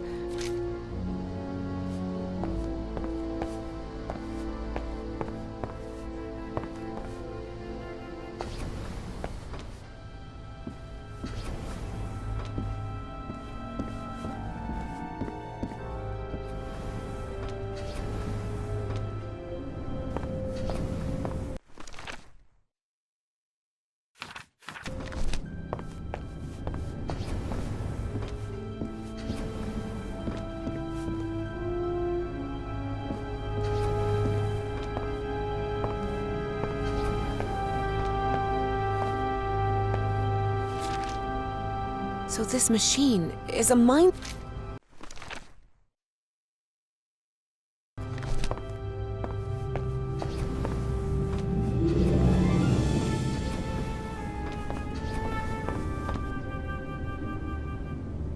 What kind of machine is this?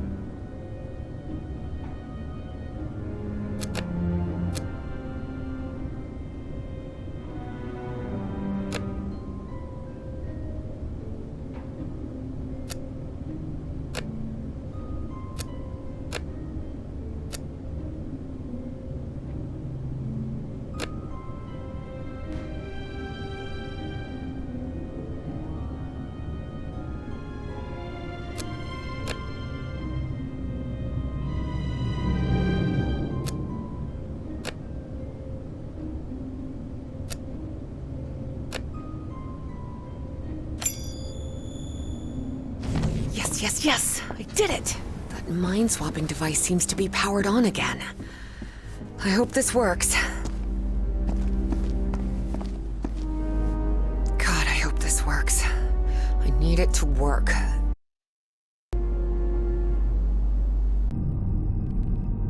Professor Everhart, listen carefully to what I have to tell you, please. Evangeline, are you... I am not Evangeline. I am Dr. West. Please, listen to me. You won't like what I'm about to say, but I need you to listen carefully and do exactly as I tell you. A greater plan is unfolding, and you must fulfill it to guarantee the survival of not only the human race, but of the space-time continuum itself. What do you want from me? I told you, I am Dr. West, and I'm here to tell you what will happen from now on. You will reach the ruins of Nicotis, and you will find Caleb Bowen. Don't worry, you will stop him. So in the end, the good guys win. Glad that still happens once in a while. I'm not finished. There is a price to pay for Bowen's defeat, and that is Evangeline's life. What? You can't be serious. I am. Evangeline has to sacrifice herself, Professor. It's the only way to stop Bowen and preserve the space-time continuum. No chance, Harry thought. But he couldn't help wondering, if Dr. West really did know the future, could he actually be telling the truth? Can't I at least think about it? There is nothing to think about. Any other choice will mean Bowen's triumph and the collapse of the space-time continuum. There's no more time. But remember what I said. Evangeline must sacrifice herself. Harry considered answering, but found nothing to say. Arguing with someone who could see the future was pointless. I know you will do the right thing, Professor Everhart. After all, we've been through this before. Work, damn it! I made it. I'm back. Professor, what happened? Evangeline? Are you here with me? Yes, it's me. I'm back. What happened to you? Where did you... I was in the future, I believe. But what happened here? Someone pushed me out of my own body, Professor. Who was it? Harry hesitated before answering. He knew his words might change what was about to happen. Dr. West took over your body. What? What for? What did he say? For a brief instant, Harry thought of telling Evie about the sacrifice. But then he decided against it. That would only trouble her. And after all, Harry had already made up his mind. Or had he? He said we're going to stop Bowen. We're going to make it. Really? I don't know. Let's take that with a grain of salt for now. I need to tell you something. I don't know if this Dr. West can be trusted. I'm not sure, but I think he works, or worked, with Bowen. Was that true? If it was, that changed everything. Harry had to tell Evie the truth, right now. Evangeline, listen. Professor, look! The ship's slowing down! We're descending! This looks like... The Pacific Ocean. Nicotis is somewhere in the Pacific? Looks like it. Hold on, Professor. I think we're about to land.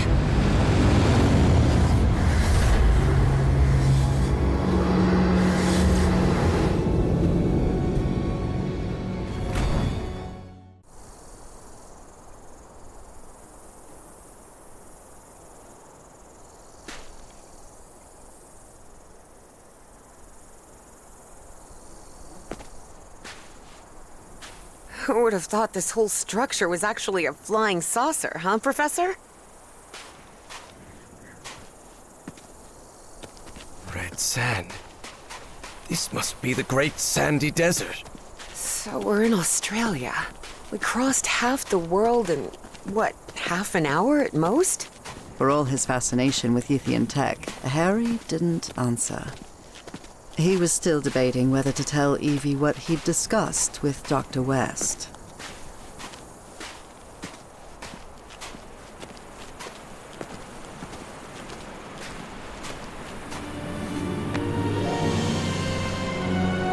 we are.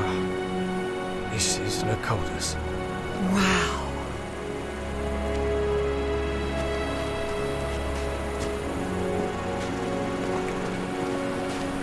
Look, Professor. A camp. Looks abandoned.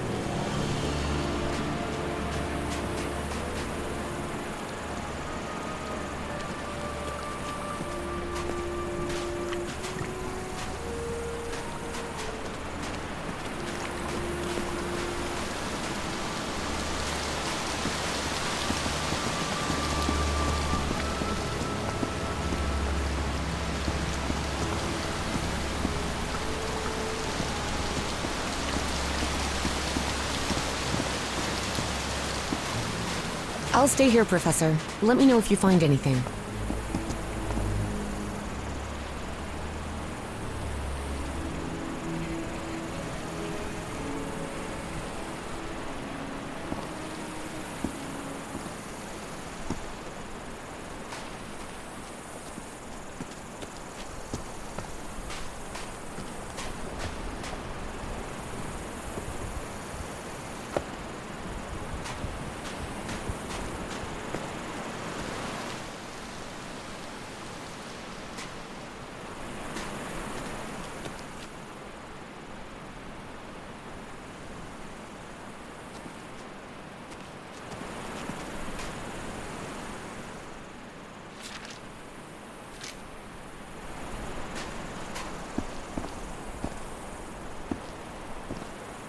Symbols. Interesting. This colossal door seems to be the entrance to one of those ancient structures.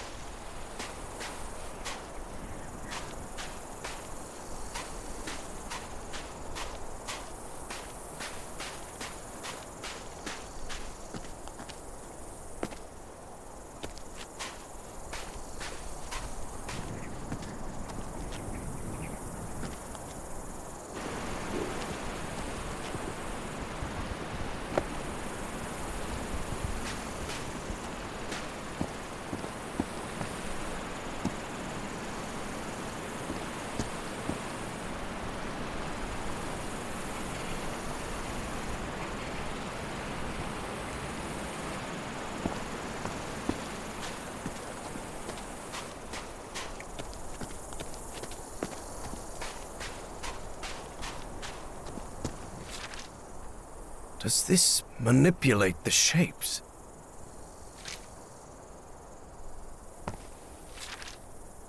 This is the Nazi who was...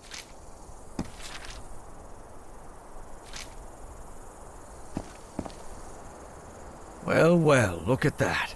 Ever since he got some black ooze on him back at Harry's house, Eugene Kingsley's health had collapsed, and he died not long after reaching Australia.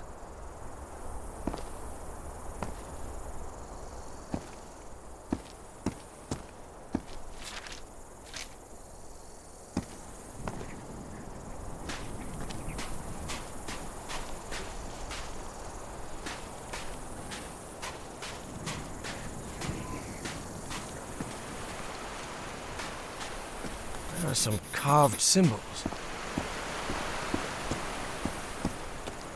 That really looks like Nakal architecture.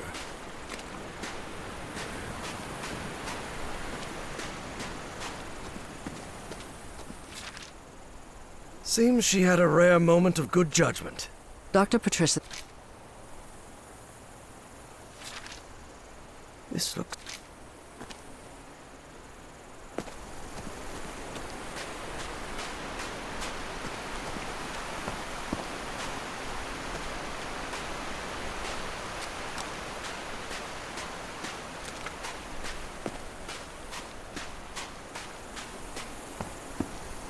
Nope, it isn't working.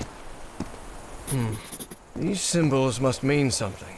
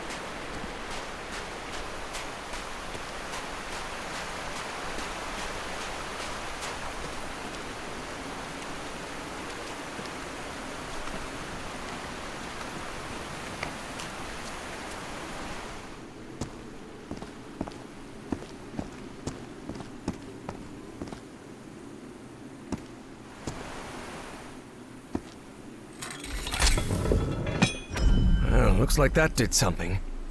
How can these lenses still be so perfectly polished after millions of years down here? Yithian technology never ceased to fascinate Harry.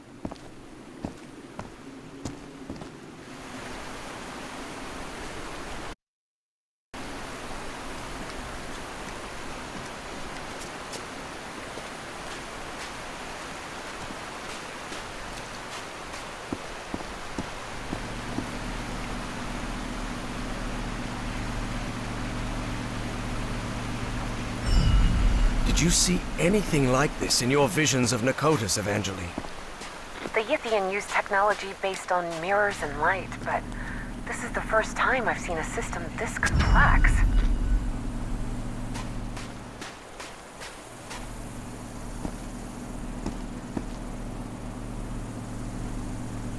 Nope, it isn't working. These symbols must mean something.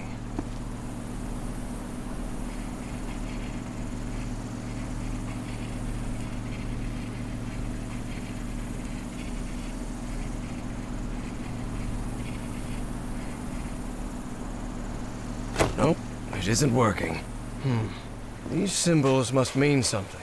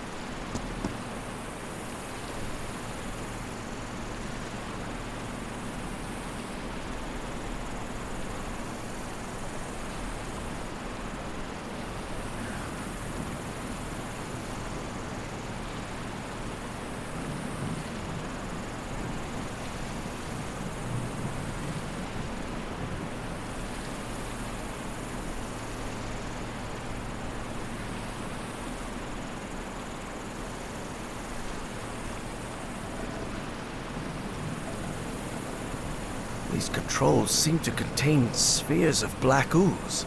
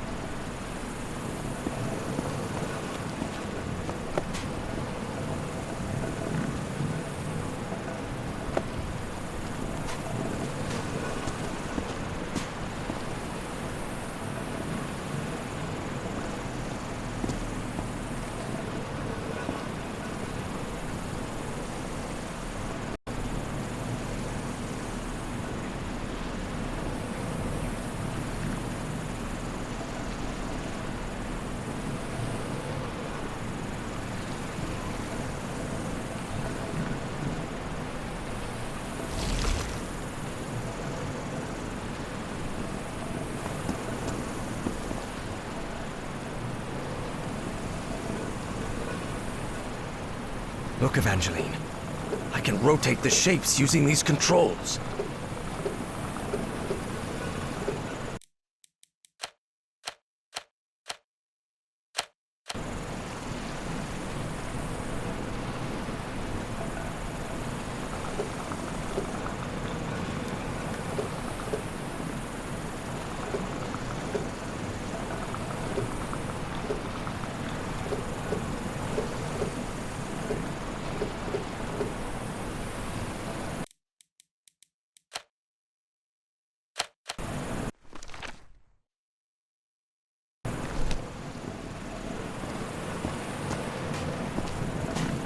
I think I've got it.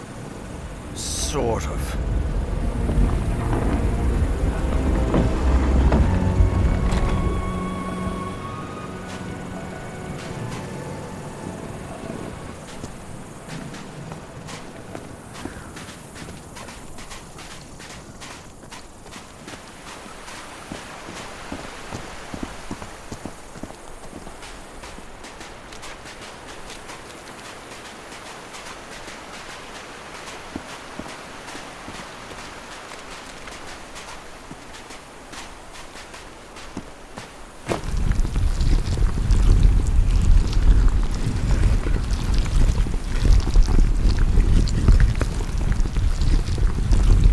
It wasn't the first time Harry had stepped onto a stone platform lifted by black ooze, and it still unsettled him.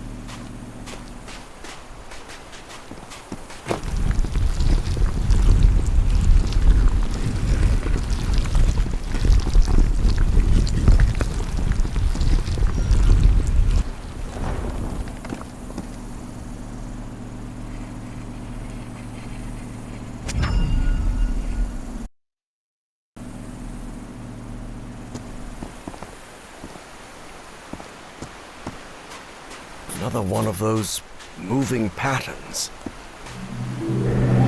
Evangeline, watch out. Good lord, this place is crawling with those crawling things. I don't think it saw us. We really must be careful.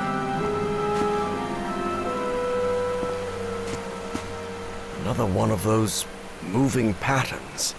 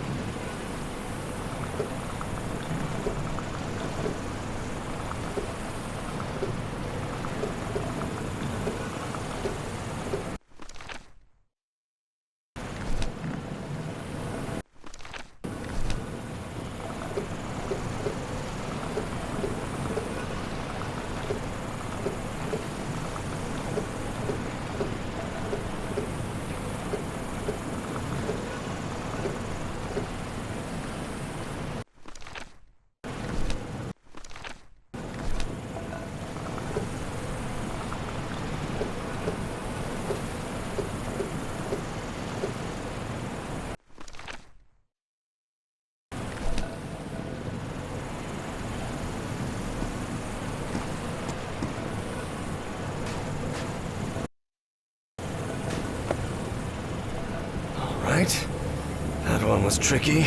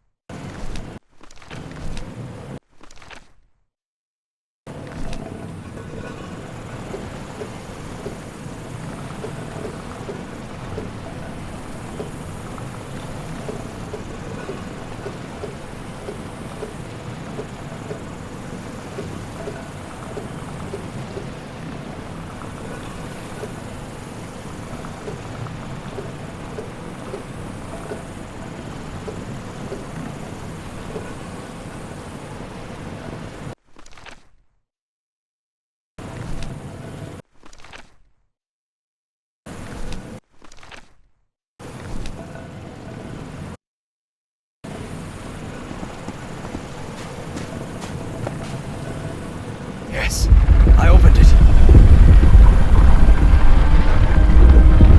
The door's opening. Let's move ahead. Any sign of those polyps, Evangeline? Not that I can see. There was no sign of the polyps, true. Lord, what happened here? Looks like they ran into those smoke things.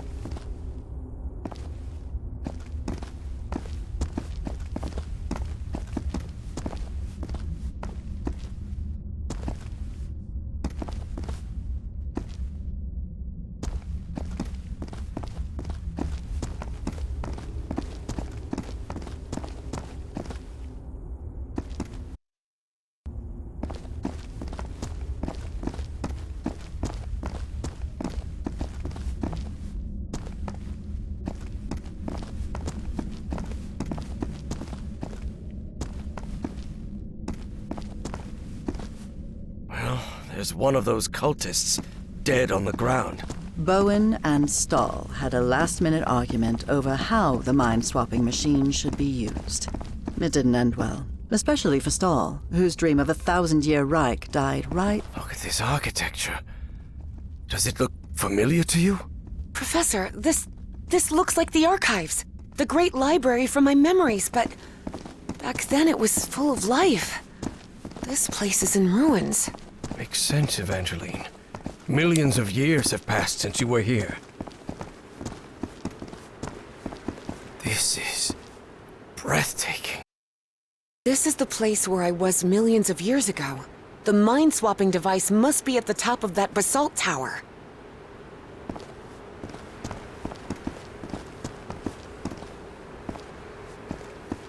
What is this thing? Looks like a ray of light. Whoa, whoa! The polyps are gathering over there. What's going on? What are they trying to do? I don't know what drives those creatures. I don't understand what they do, or why they do it.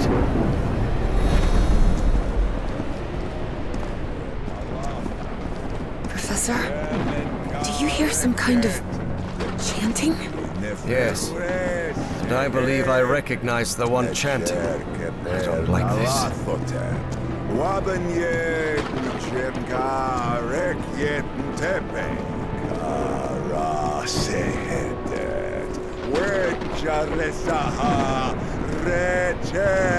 Bowen, stop right there! Everhart, what are you doing here? How did I took the number 3 bus to Nakotas. Now get out of there, you idiot! Don't even think about it, Professor. Not when I'm this close. The Bowens have spent generations searching for the knowledge we were promised. Oh, yes. Nalathotep, herald of the almighty Azathoth. Cultist ranting always sounds ridiculous, especially when they spout their nonsense out loud. Enough of this. I'll drag you out of there by your heels if I have to. Do not come any closer. I'm warning you. Of course, things change when cultists are armed. Listen to me, Bowen. I know the great race of Yith. They've spoken to me, and you know it. Look around you. Those black polyps wiped out your entire cult, and you're next. You have nothing to gain, do you hear me? I've convinced him, Evie thought. I actually convinced that stubborn old fool. I can't believe it. You think you're gonna stop me with your empty talk, girl? Time for your foolishness. The Black Pharaoh awaits. Ugh, figures, Evie thought. And when Bowen powered up the mind-swapping device, she realized she'd have to do something, and fast. Professor, if he activates the mind-swapping device, we're finished! Harry was out of time. He had to make a decision.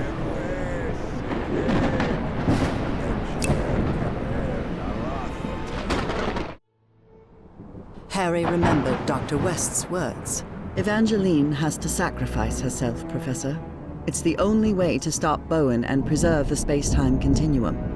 But he didn't give a rat's ass what Dr. West had to say. Harry wasn't going to let Frank Drayton's daughter meet the same fate as her father. There had to be another way. Professor? Professor! I'm sorry, kid. I'm really sorry. For everything. Harry!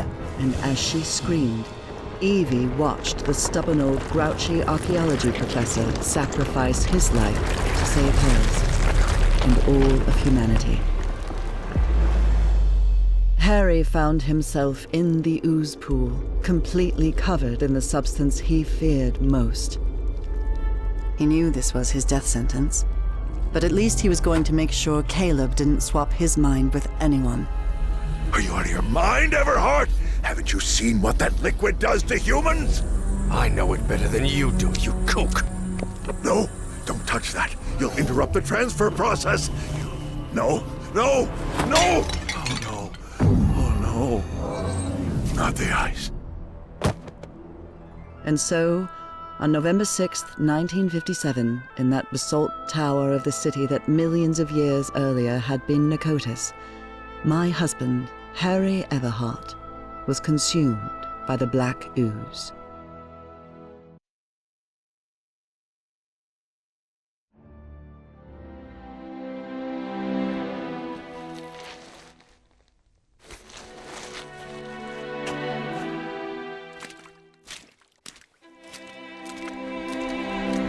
Upon waking in that infinite ocean of blackness, Harry thought that he had died.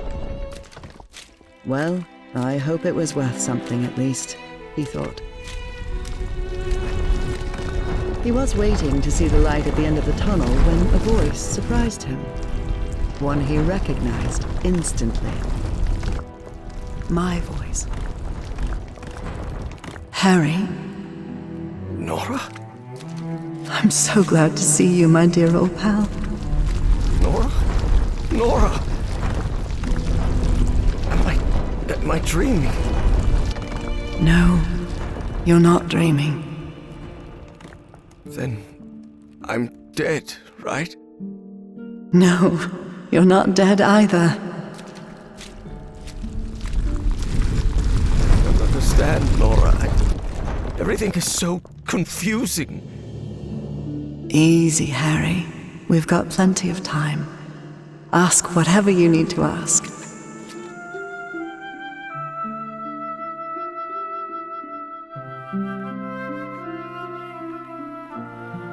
Where am I?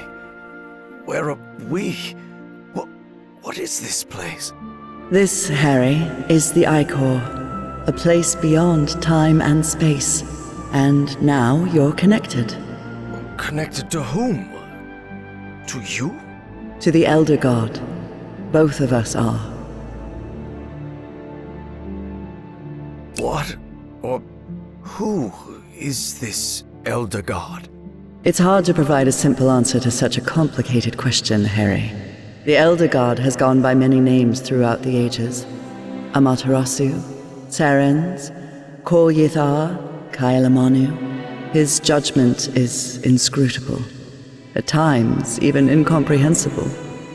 And in some way, those of us who are part of him are connected, beyond time and space.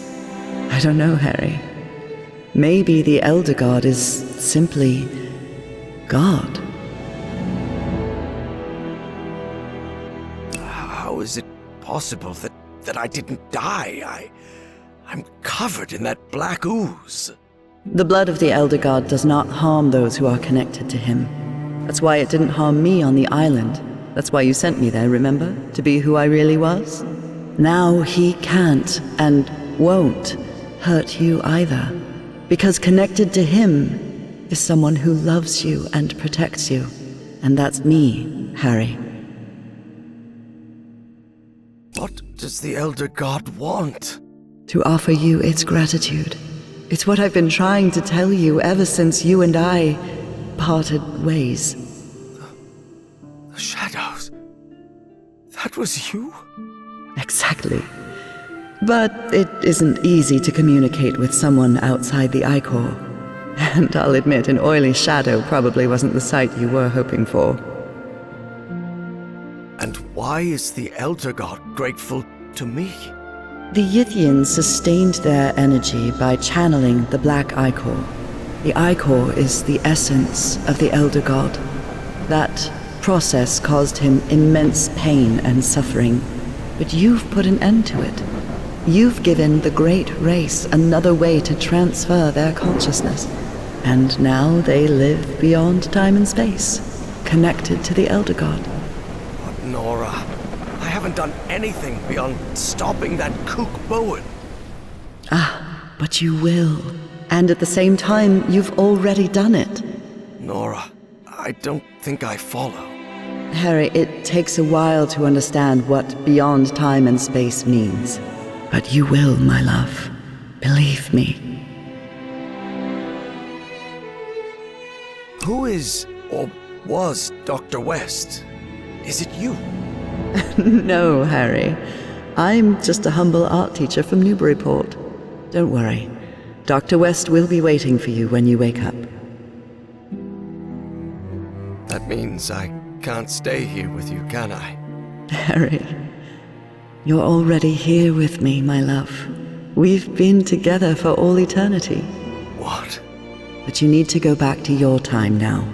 There's a life waiting for you, an important task you have to carry out, and people who depend on you. Evie will need your help, and you'll only be able to help her if you live a whole life.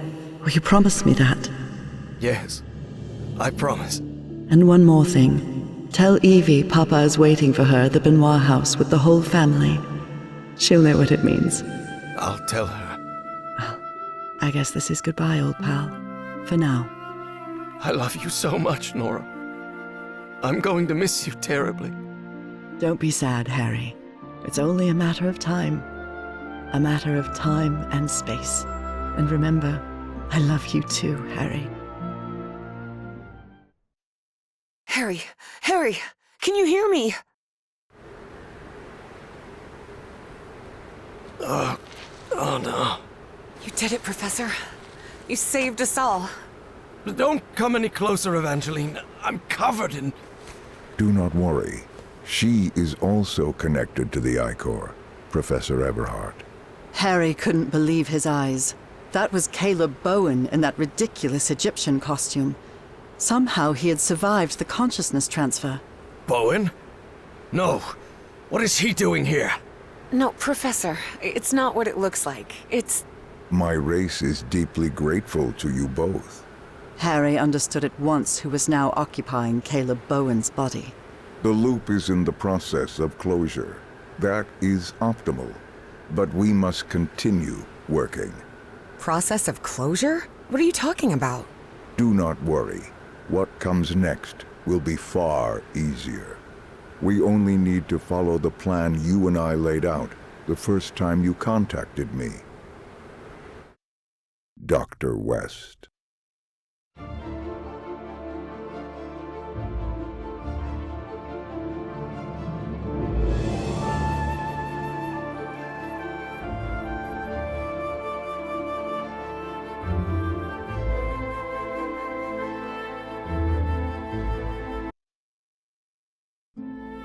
Harry Everhart died at 12:30 on May 6, 1983. Moments after dying, Harry opened his eyes. What happened? Where am I? I'm in Englewood. I'm young again. Good morning, sleepyhead. Nora! Heavens! You're certainly bright-eyed and bushy-tailed today. Maybe I should not let you sleep in so much. Nora! Your hands are... What? What's wrong with my hands?